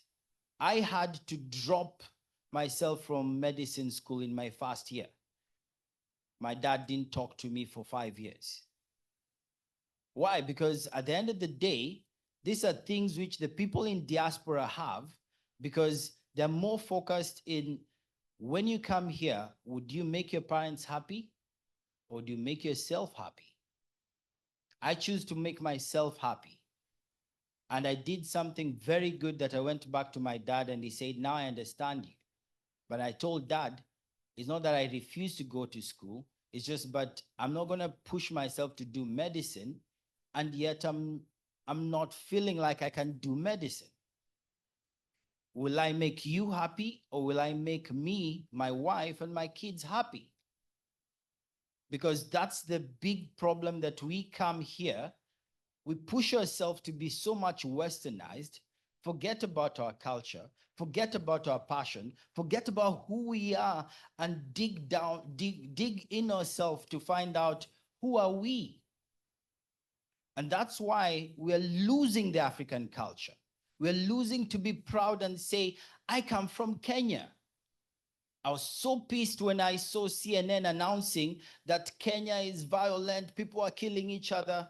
Then I called my media down on the ground. They're like, nothing is happening here. Then the footage CNN was showing was footage for a long time ago. And I'm like, who's even telling these people to do what they're doing? And that's why I'm agreeing with them. Yes, we have to come down to the ground. It comes down to us Africans to either pick what is important to us, represent where we're coming from, and be proud of where we're coming from. We might come from very corrupt countries. We might come from very poor backgrounds. But let's start by being proud of that. And let's see how far we would go. Now, coming back to the community so I can end on that particular part. The community with the African Union 6 region, we're trying to be able to put the Africans together. And it's not an easy task. We're divided deep down in religion, in tribal lines, here in diaspora. Because if we decide today we want to choose a Nigerian man from the Igbo community who's a Christian to become the chairperson, the same people from their own country, not even the other Africans, will challenge that and say, why not a Muslim? Why not a Muslim? But you see, that is the narrative which we find that it is the habitual thing that our parents have. Their minds have been so much deranged that it's only a Muslim or nothing. But they're leaving the kids to have so much other culture that they forget their own culture, that they will not even want to be either Muslim or Christian or whichever thing, because they're like, there's too much fighting. And that's why I agree with you. It comes back to ourselves. What are we allowing? Will we allow to just see that our culture being depleted? And because I know 20 years to come, our culture is not going to be depleted if we join hands as Africans, not just, and as I said, I'm representing two sides. I've already represented Dr. Kalu, so I'm representing now the community side from my heart. Join hands as Africans, Forget about our differences. Let our differences be our strength. Let our differences be our pride. Let us not segregate each other and hold each other's hands. We push the narrative in Canada. Ask ourselves in the general elections that is coming up, how many Africans are being elected in main MP positions from both the Liberal side and the Conservative side? The Liberals had already elected one particular, had already put one Black person back in to become a minister. But how, if we really want our things to push in the next level, we need to also have local representatives that represent us to those levels. So that's how we could be heard. Thank you very much. It's a pleasure to definitely be here.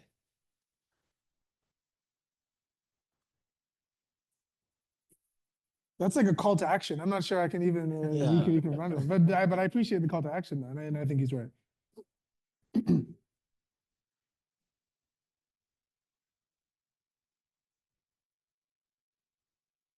Monty McMurchie, time in Africa under Aegis UNDP USAID, which means the more I know, the less I understand. The more I understand, less I know. I applaud what all you're doing, but there's so many reports, so many papers. It reminds me of Afghanistan with the reports on governance after $3 trillion and all the lives lost, absolutely for naught. And I say this with the most humility and with respect and deferential. The key, the issue is somewhat salient. It's local, local, local. The connection between the citizen and the state. And for me, I suspect one method is taxation, where then the state is accountable because there's a fiduciary obligation. For the past 10 years, I've been in Congo doing some talks on les droits administratifs publics avec les ethiques, ethical public administrative law. And we all know what's happening in Congo. It's almost the zeitgeist of Africa. And all the problems are the issues. And I applaud each of you. What are we to do? In Canada, we are aspirational, but aspirational is not what I call bottom. And so we need to consider, if there's one takeaway, and if I may make this very humble suggestion, is agitate with humility, agitate with nonviolence, agitate to your member of parliament, and above all, do not become a white savior, because humility is the good norm. Thank you. I don't know if you want to respond to those two interventions before we go to our next question. Hello, thank you so much for this discussion. My name is Negin Kampij. I'm with the Ontario Council for International Cooperation. My question is that you mentioned there are a lot of opportunities for growth and entrepreneurship, business growth. Apart from engaging with local communities and equitable media communications, how can economic development strategies be designed to effectively leverage market and business growth opportunities while ensuring it is distinctly different from that of a colonialist narrative, particularly in contexts where, as people mentioned, countries like Canada seek to expand their economic influence? Okay, I can say a thing or two, maybe touching on several points that were made by the past 2-3 participants. So I heard a call for more entrepreneurship, even us, when I grew up, the idea was really about you go to school to get a job. But that is not something that came out of nowhere. Remember that most of the continents are really countries in their own right only in 1960, where, the first university in my country was in 1972. In a place like Gambia, the first university was in year 2000. So when you are looking for nurses, teachers, mass education become a thing after independence. When you're looking to fill all these gaps, you start off by basically offering these public jobs that were widely available. You train up to primary school level education is enough to be a teacher. So then we haven't shifted, in a strong way when we needed to. And that kind of mentality kind of continued, and there need to be some effort on that front. So I heard that, and that's something that we all need to keep pushing for. There's one comment I want to make that may not necessarily be related to the questions that were asked. It's related to the last question, but also a partial response to my co-panelist, Rohinto. So a lot of sometimes the misconception on the continent that can come back. And so the reality isn't going to change because of some narratives. Like if your fundamentals are what it is, it's what it is. We might as well just confront it and try to move it in the right direction, right? So let me make 2 points on that. Number one, natural resources. We talk a lot of time about, oh, the continent is rich but so poor. When you actually look at these numbers, the continent is not that rich, really, even in natural resources.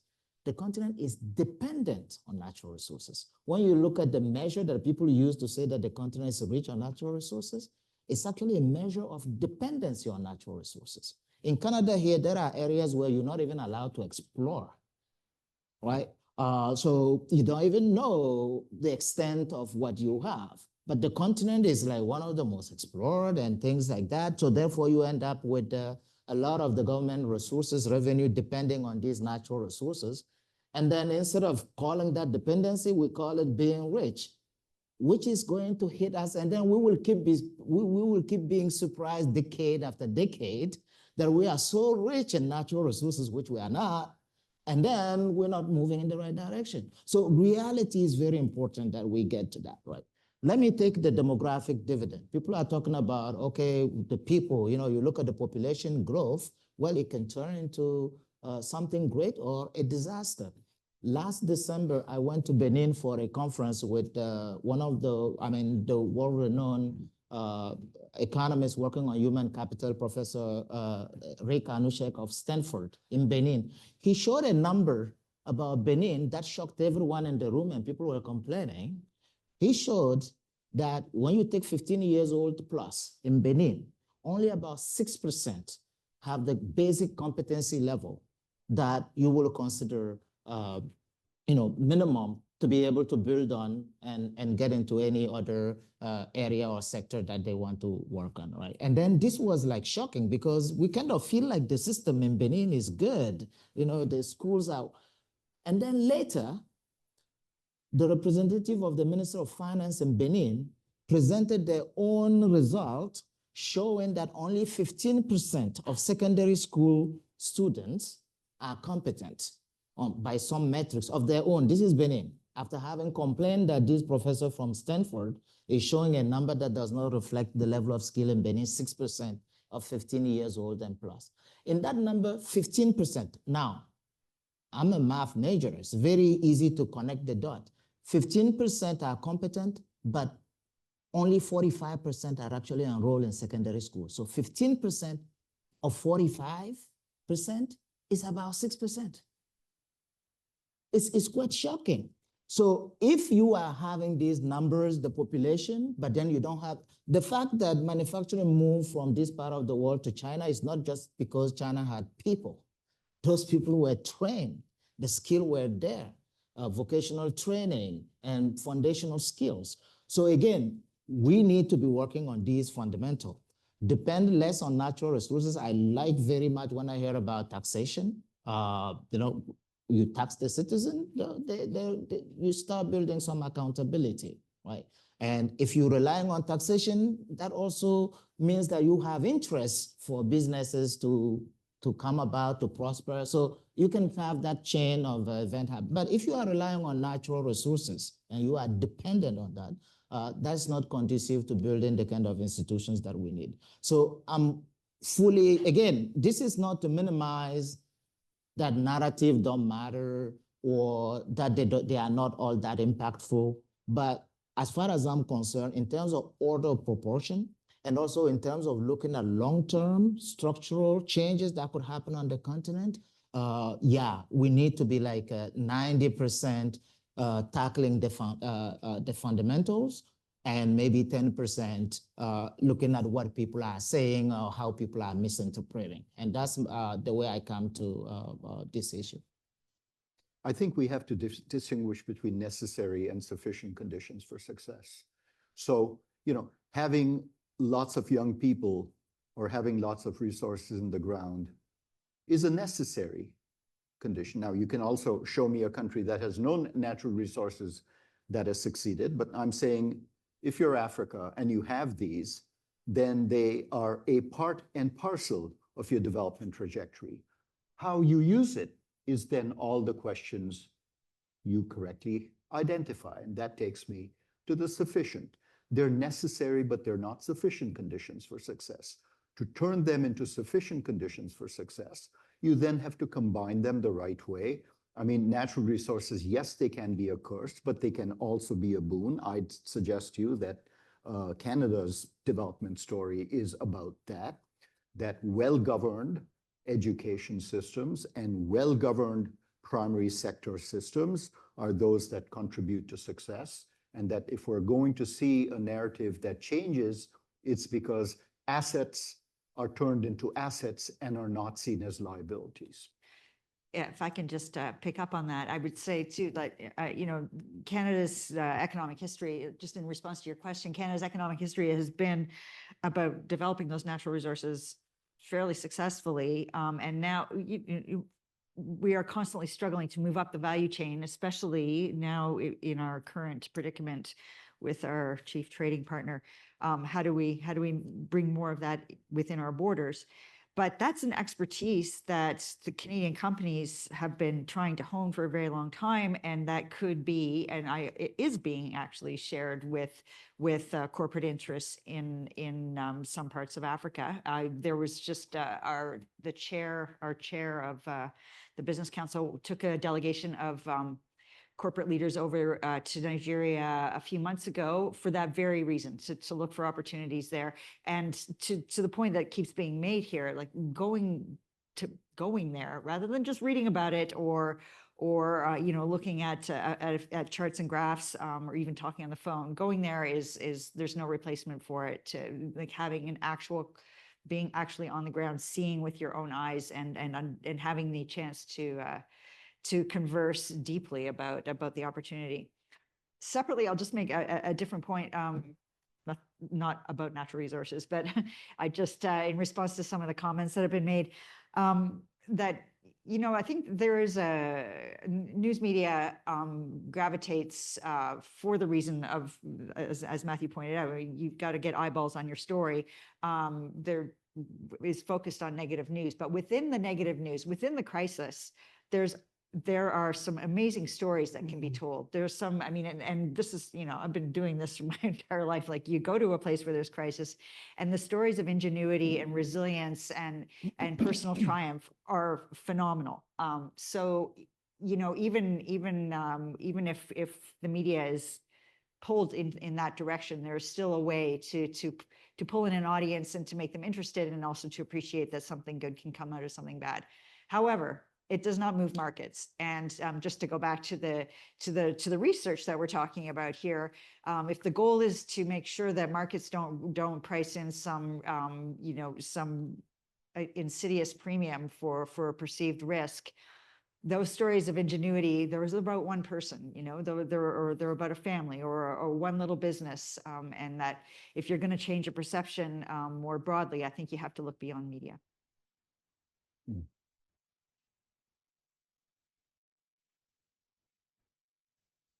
Hi, everyone. My name is David Barroso. I'm with Engineers Without Borders Canada. So first, thanks for the discussion and all the different perspectives. I love how the conversation has kind of evolved even now in the Q&A. My question is, I think it's Matthew. Yeah. Awesome. I want to push back a bit on your point around the Wakandanization of Africa, because I think when you're battling a decades-long narrative that has the face of a young child starving at its center, and when you have people, when I moved to Canada 15 years ago, the first question I get is, did you have a lion in your backyard? And when I go and live in Nairobi with some of my Canadian friends, and they say, I don't quite like Nairobi because it's so polished and such a beautiful city, it doesn't feel like Africa. When those are the narratives that you're fighting, I'd almost argue that putting the extreme other perspective is a way to kind of change that mindset. However, with EWB, the places that we work across the continent are often the rural, the underserved, where there is poverty. And so, the point I will give you that you have to show both sides. So your recommendation was you have to show nuance. And so the question I have for you is, when you have an audience that has been biased by that narrative for so long, when the attention span is so short, how do you tell that nuanced and complex story in a simple way that, thousands, millions of people can grasp pretty easily? Thank you for your question. What I would say is, like, quite simply, when you tell the full story, you get the full picture. And for a long time, we have not told the full story. We've not told the story in all of its complexities. We've told, frankly, a pretty shallow narrative that often plays to people's worst sensibilities. And so that is what informs these kinds of stereotypes. And so, the version of the continent that people end up being able to engage with is this caricatured mess, right? But I will say too, so to the point of people having a false perception of the place that you're from, I think Africa is uniquely affected by this in a negative way. But, I will not to talk about myself too much, but I went to South Africa for the first time earlier this year, and I was in Cape Town. And when I told them I was from Ethiopia, they had some kind of place of reference. When I told them I was Canadian, I would get questions like, do you live in igloos? Is it snowing all the time? Like, their perception of our reality is also warped, because they are just not being confronted by the Canadian reality, Canadian news, Canadian stories, right? Now, their perception isn't necessarily inherently negative or marginalizing or pejorative in the way that ours might be of Africa, but there's a miscommunication happening because they're just not getting our stories, right? So I think in some way that's a universalist thing that a lot of people are dealing with. It isn't uniquely African, right? But the point I'm making is linking to the thing that the gentleman earlier had said. This is like a cultural question and a cultural issue, right? I understand the impulse that makes people want to overcorrect and say, well, you for so long have told us we are worthless, we are ungovernable, we live like, we are a kind of anti-civilization. And so in response to that, I'm going to show you all of these great things we have going on, and I'm going to hyper-focus on them. And I'm not going to talk about the full reality. I get the impulse that makes someone want to do that. I just think generally in the long term, that is kind of unhelpful. And it's the same thing that leads people culturally, for example. This is a thing that elders across the continent, I think, deal with is, you send your son or daughter out to America to study, and they come back now feeling as though they're too good for the country that they left previously, right? It's like a cultural thing, because you begin to believe these fantasies of grandeur of the place that you're from. When you become confronted by the reality once again, you think, I'm a little bit better than this. I think it's a thing that a lot of people in kind of my generation that went off to study and come back deal with. And it's a question that a lot of our elders are reconciling now. So I understand the impulse to want to tell this grand story of Africa, and Africa is grand. Ethiopia is grand. Nigeria is grand. Ghana is grand. But let's tell the full story. Let's not manufacture a sliver to make us or a consumer feel good. I think if I could pitch in. Absolutely. Yeah, I think we've raised really good points, and I don't have answers. I just want to throw two more questions in the mix to frame our thinking on this. I think it's important to consider how stereotypes, especially from my continent, even came to be in the first place. There's something to be said about power dynamics, about colonial legacies, about history. There is something to be said about how photography even came into the continent in the first place. It wasn't a way to showcase people's lifestyles. It was a way to show the poverty in the land and so much help that needs to be done. I think there's something to be said about Band Aid and the whole rallying call for Ethiopia must be saved that, has still lingered to date. So I guess my question is, how are we thinking about the legacies that have been passed down over time and how they impact the demand and supply of information about Africa on the global scene?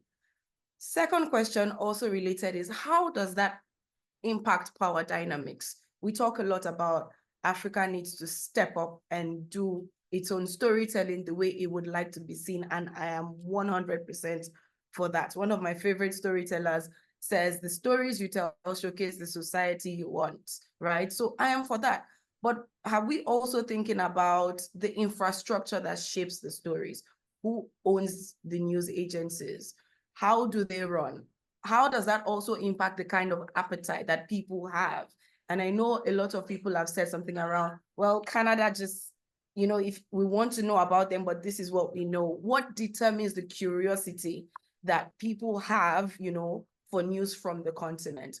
To just add one thing, I think it's important that we take note of what we are curious about, what the appetite is, because inevitably it shapes the stories we find. You don't find what you're not looking for, right? So I'm going to allow the brilliant conversations continue. I just really wanted to chip in, I guess, some of those questions and comments. Thank you. No, thank you. That was amazing. We have about 15 more minutes and I have 4 or 5 more questions here on the floor. So we're going to try to get to everybody before we break off for lunch. Thank you. My name is Asar Ailu. I'm the managing partner of Diabo Capital. It's a purpose-driven investment firm focused on East Africa. So first of all, thanks to the Munk School for having this discussion. My question or point is, right now, we've obviously seen that the Canadian economy has been stagnating for some time, and the importance of increasing trade partners. So in the work in the private equity world, I think there's a greater need to have the discussion of mutual benefit in a public forum. Not only does Canada have expertise in mining, it has the largest mining companies in the world. It has, you know, the largest agricultural producers, fertilizer manufacturers. So there is a lot of value that Canada can provide Africa, and there's a lot of value that Africa can get from Canada. And the more that we have these open discussions in a forum such as the Munk School, I think that not only increases transparency, because I think it allows Africans to also hold their governments to account for the deals that they sign, but also to fully utilize the resources that both regions have. So I think that is one question or comment of how we can increase the discussion of mutual benefit, because human nature is it's always what's in it for me. So I think that is the point that I wanted to make. We've got another question here as well. Hello, my name is Mohammed Almi. I'm a researcher across the street at Toronto Metropolitan University. One of the things that I keep thinking about as part of this discussion is the role of social media and technology. And we often talk about some of the more positive, the ability to get news from the local perspective. But what about the negative aspects of social media, the misinformation, disinformation that also arises, and the local conflicts that these particular technologies enable? So I wanted to ask the panelists their thought on that part. You know, do you want to take a few and then we respond at the end? Why don't you respond to these two, and then I'm going to... Look, you know, I began with my anecdote about someone being asked to talk about AI in Africa through the lens of corruption. And my sense is that there is the flip side that you correctly pointed out. If someone asks me about corruption in Africa, and it's to your point about how we use different words, I would ask myself, what are the global digital platforms doing trying to get to pay their taxes through Ireland, when in fact their data and their operations are global, including and especially Africa? I would ask myself, why is it that a large proportion of the mediation and the filtering that the global digital platforms do is focused on the US? And in fact, they've been cutting their resources in developing countries. So that to me is corruption too.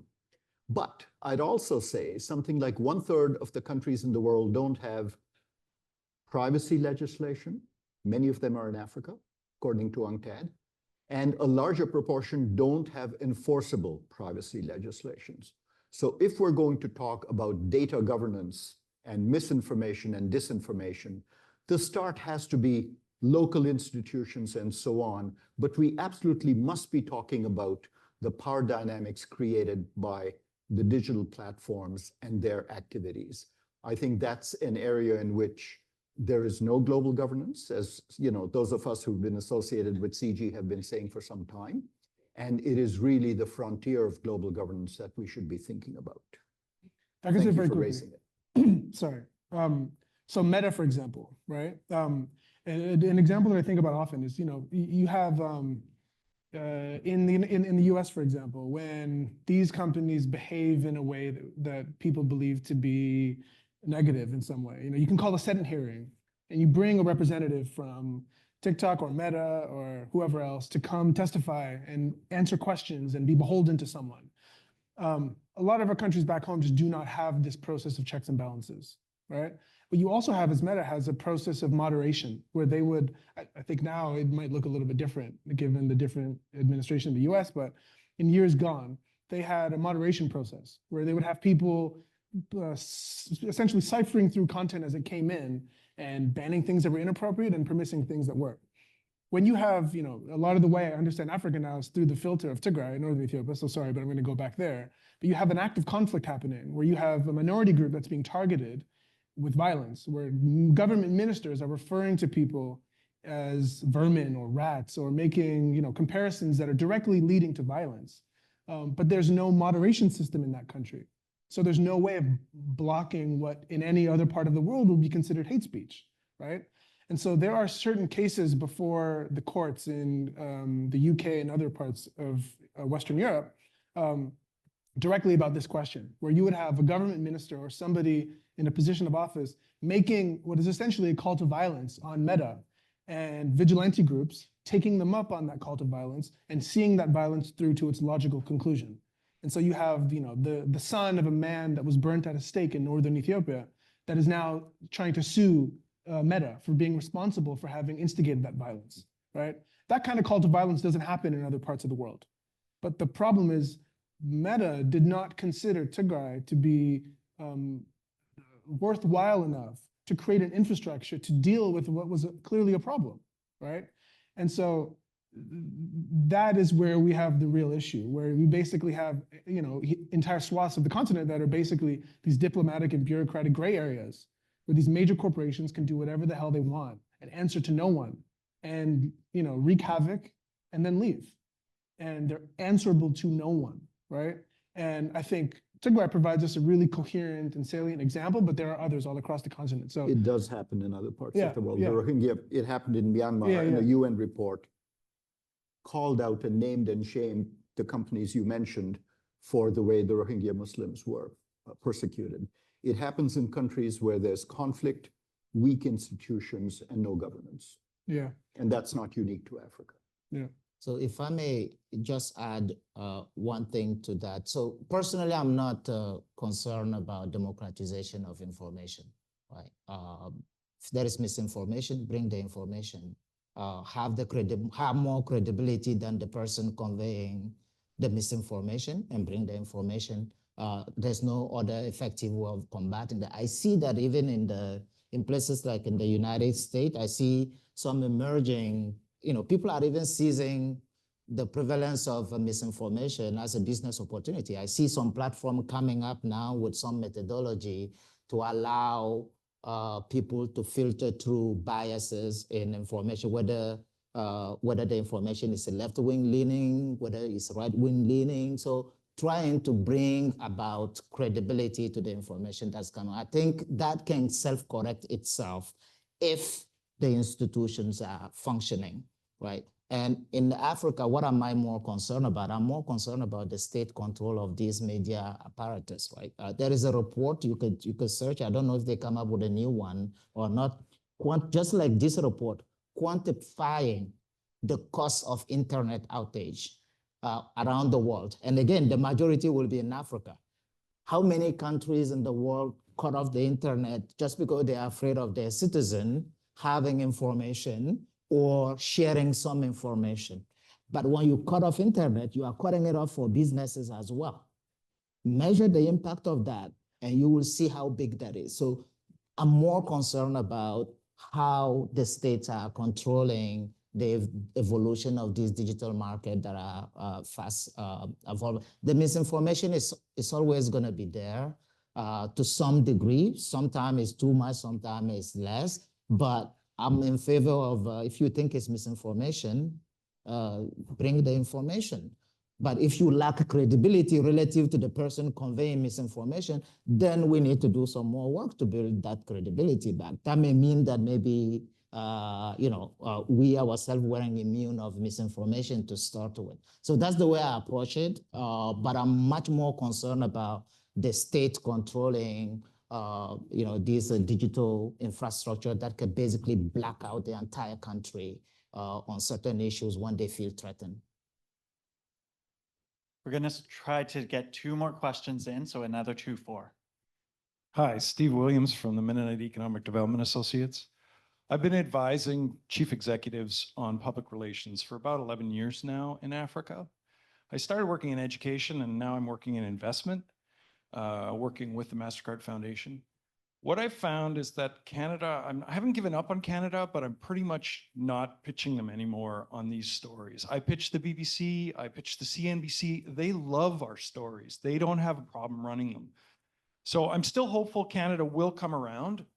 Jeffrey York at the Globe and Mail, I pitched him for years. The National Post, the Star, I've given up on completely. And these are outlets that are supposed to be covering these kinds of issues.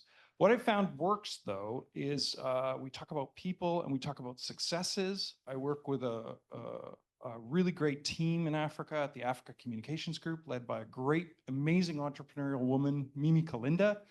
Every day she writes a story and posts it on social media about an African. Some of you know her, some of you I can tell. She posts a successful African and what they've done. And I think that that works. When we talk about impact investment, we don't really talk about development anymore. It's impact investment. We focused on that. We did a domiciliation study just recently. We released, got tons of coverage for it. Africa has many places that are ready and moving towards being great places for investment funds to locate. We're focusing on that. We have CEOs that are young and they're exciting. We have a woman who runs an African furniture company online. She wants to become the IKEA of Nigeria and then Africa. And we don't have trouble getting her story out there. But I'm hopeful Canada will come around. I'm hopeful that we'll be able to get there soon.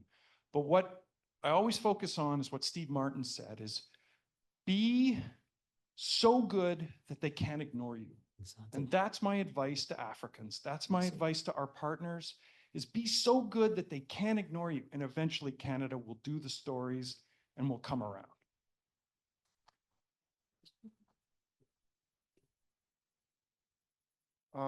Yeah, my name is Mark Brender. I'm with Partners in Health Canada, Global Health and Social Justice NGO. Thank you so much for the panel. Really wonderful. 3 quick things. I guess I'm wondering if philanthropic contributions were accounted in the 4.2 billion that may not be flowing to the continent because of perceived fear of corruption. Was that factored in? And I really agree with Matthew's point about there is corruption called by different names. And so to what extent is that Africa is higher on the corruption level really a reflection that other countries are not reflected high enough? And for example, we might think the country to the south of us is one of the most corrupt countries in the world right now, and we're not hearing about that. I guess the last question is there a risk of, we all want to hear the individual stories, and yet the story that I believe is underreported most of all outside of, kind of leftist economic circles is that the continent is actually, flows go to the north in terms of resources on a net level.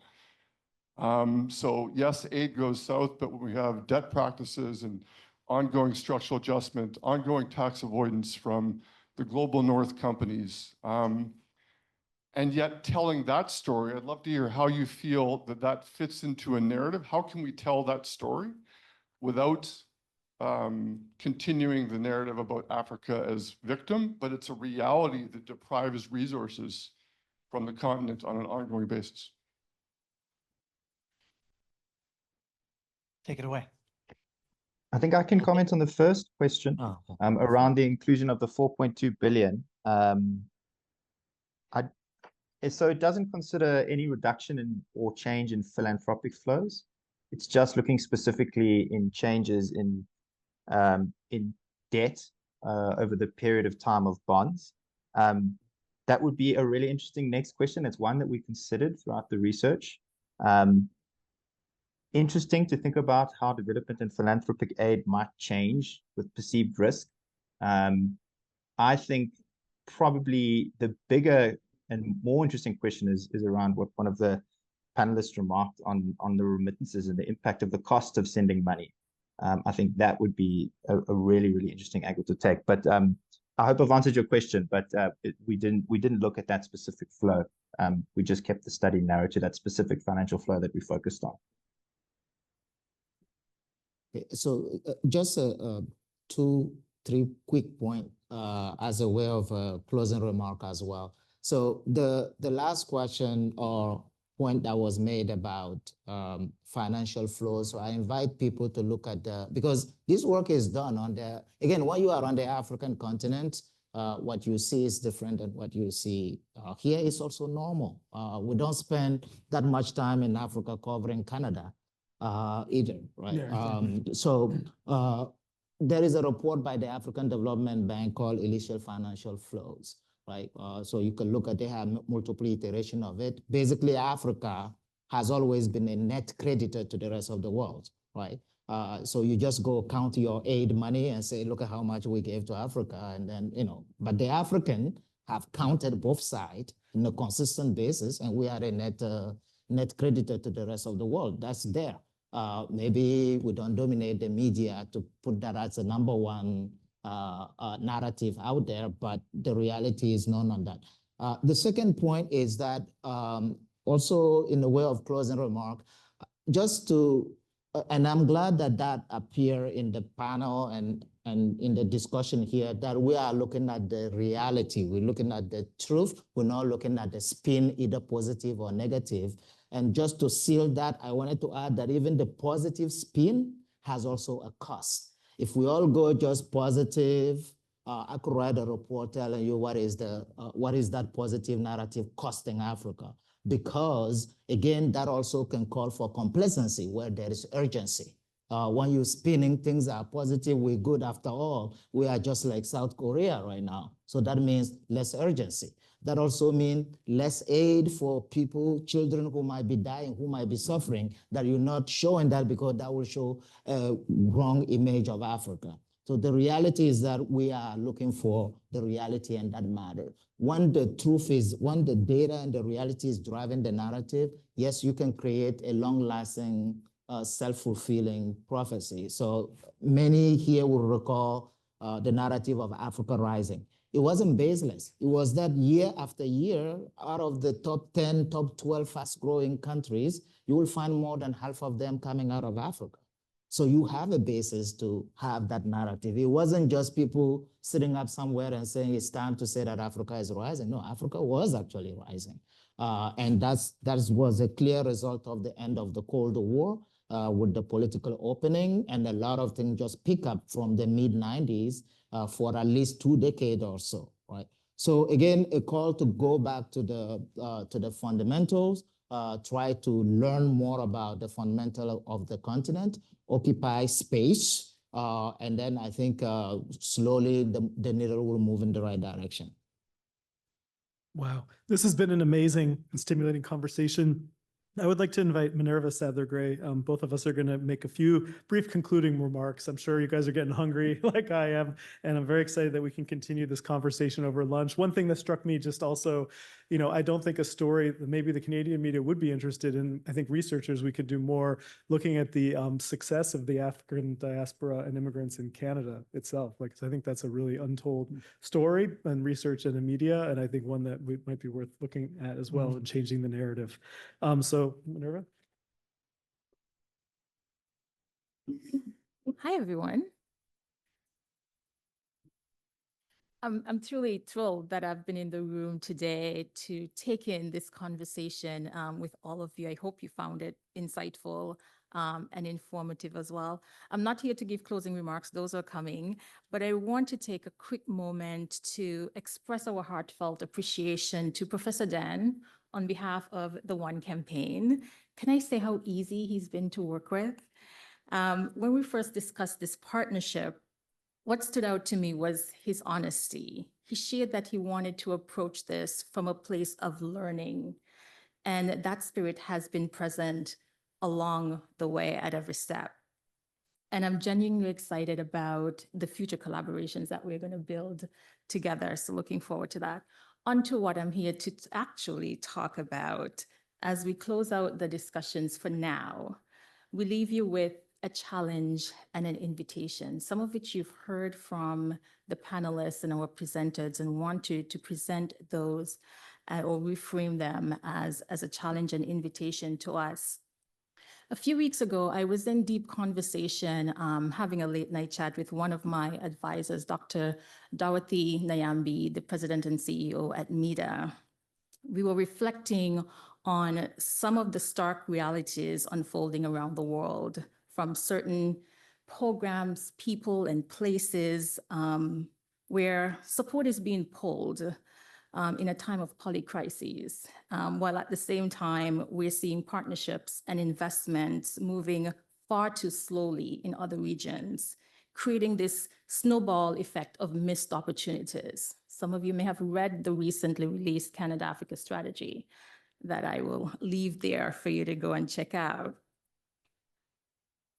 The conversation I had with Dr. Dorothy led to us unpacking this idea of being an ally versus being an accomplice. And some of you have talked already a bit about what can you do, what can we do individually, because this conversation is not just about Africans on the continent or Africans in the diaspora. It's all about all of us and being friends to the continent.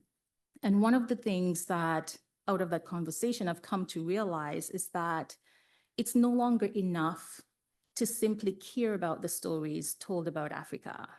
It's no longer enough for us to nod in agreement or to say, I support this. We're asking you, and we're challenging ourselves as well at the One campaign, to move from allyship to accomplishship. Allies often stand beside. Accomplices step in. They take action when no one is watching. And when we view accomplishship through the lens of social justice, it becomes even more urgent. So it's not just about narratives, and we've talked a lot about that today, coming here to challenge the narrative. We've also heard that it's about equity, power, and truth. Accomplices are people who understand that the stories we tell and the ones we leave out shape policies, investments, and futures. So if we want to change how Africa is seen, spoken about, and invested in, I think we all agree to some degree and at some level that we all have a role to play in disrupting some of those often described as tired narratives and commit to being part of rewriting that story. So here's a challenge for all of us. We've heard some of the panelists talk about it before, deepening our knowledge, seeking out that information. We have many of you here who are in the room, have access to those resources, who are doing that work already. Let's make those connections so that we're moving beyond just the headlines about African nations. Use your influence in the classroom, in the boardrooms, in your cubicles, in your social networks, and beyond those places to challenge stereotypes and amplify authentic African and diaspora voices. Make space. Step aside when necessary and advocate for African and diaspora leadership in conversations and decisions that affect the continent. Take risks.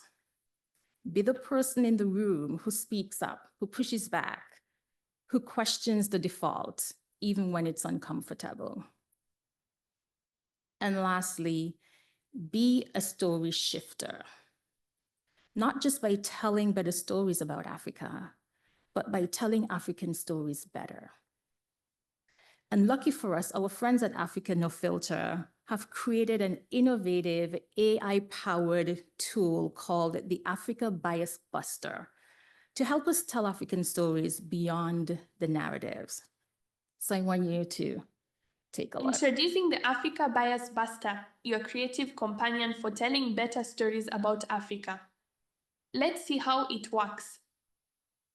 First of all, you log in or register, just as you would for any other app. Then you type or drag your document into the app. Now click on Check Your Story and watch the AI go to work. Let's try with this piece of writing about African entrepreneurs and see what the Bias Buster has to say. The tool spots something interesting, phrases like uniquely resilient and qualities others might lack. While these sound like compliments, they're actually subtle stereotypes that suggest African entrepreneurs are inherently different from entrepreneurs elsewhere. The AI doesn't just flag these issues and assign a score out of 5. It gives you specific recommendations to strengthen your writing. But if you're not happy with your score, just hit the Try Again button to submit a revised version. You can also use our Share button to send your results to colleagues or save them for later. And if you're ever stuck, our FAQ section is packed with practical tips and real examples of bias-free writing about Africa. Are you ready to take your writing to the next level? How cool is that? We really believe that accompliceship is an act of justice. It is a decision to show up differently, consistently, courageously, and collectively. So as we move forward, ask yourself, what is one way I will act, not just agree, the remainder of this week, next week, the weeks and months ahead? How will I help shift the narrative and not just consume it? Because we don't just need more allies, we need accomplices. So are you ready? Are we ready? So in addition to showing up today, which we're incredibly grateful for, and engaging and learning and signing up for the Africa Bias Buster, there are a few more ways that you can get involved. And I have my colleague Justin come and share some of those with you.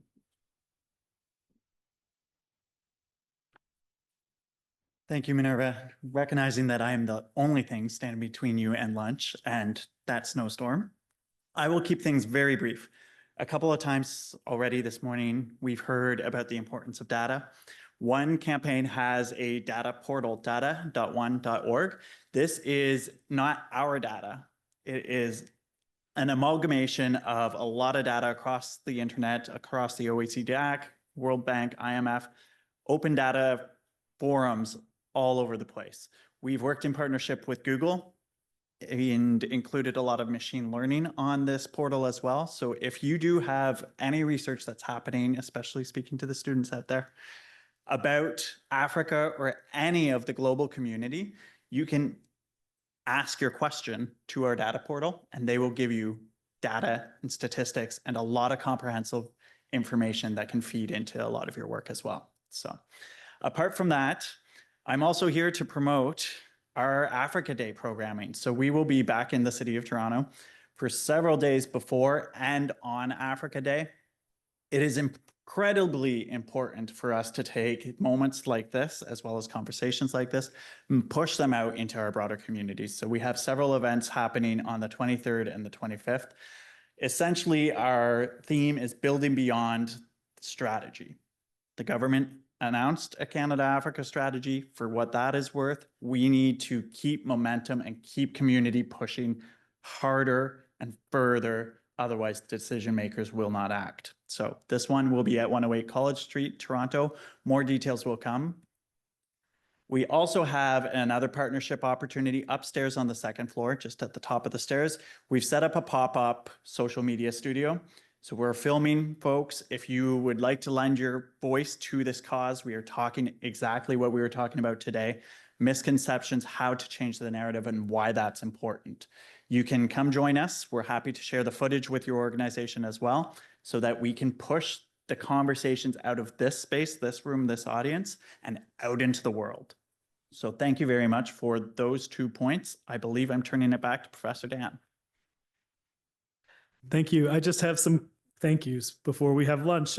First, I wanted to thank the Munk School Administration and Research Office, the One Campaign, and the Black Empowerment Table at the Munk School for their generous support of this event. I'd also like to thank Stacy Bellemare from Munk Events, Adam and his Munk IT team for all their great work today, and Justin Macaulay and Roulette Keegan from One, and especially Minerva Sadler-Gray, who's been a wonderful partner in organizing this event. Finally, I'd like to thank the panelists for their inspiring insights today, as well as you, the audience, for your attendance, participation. I hope you've learned as much as I've had today and enjoyed the experience. Thank you so much. Let's continue the conversation over lunch.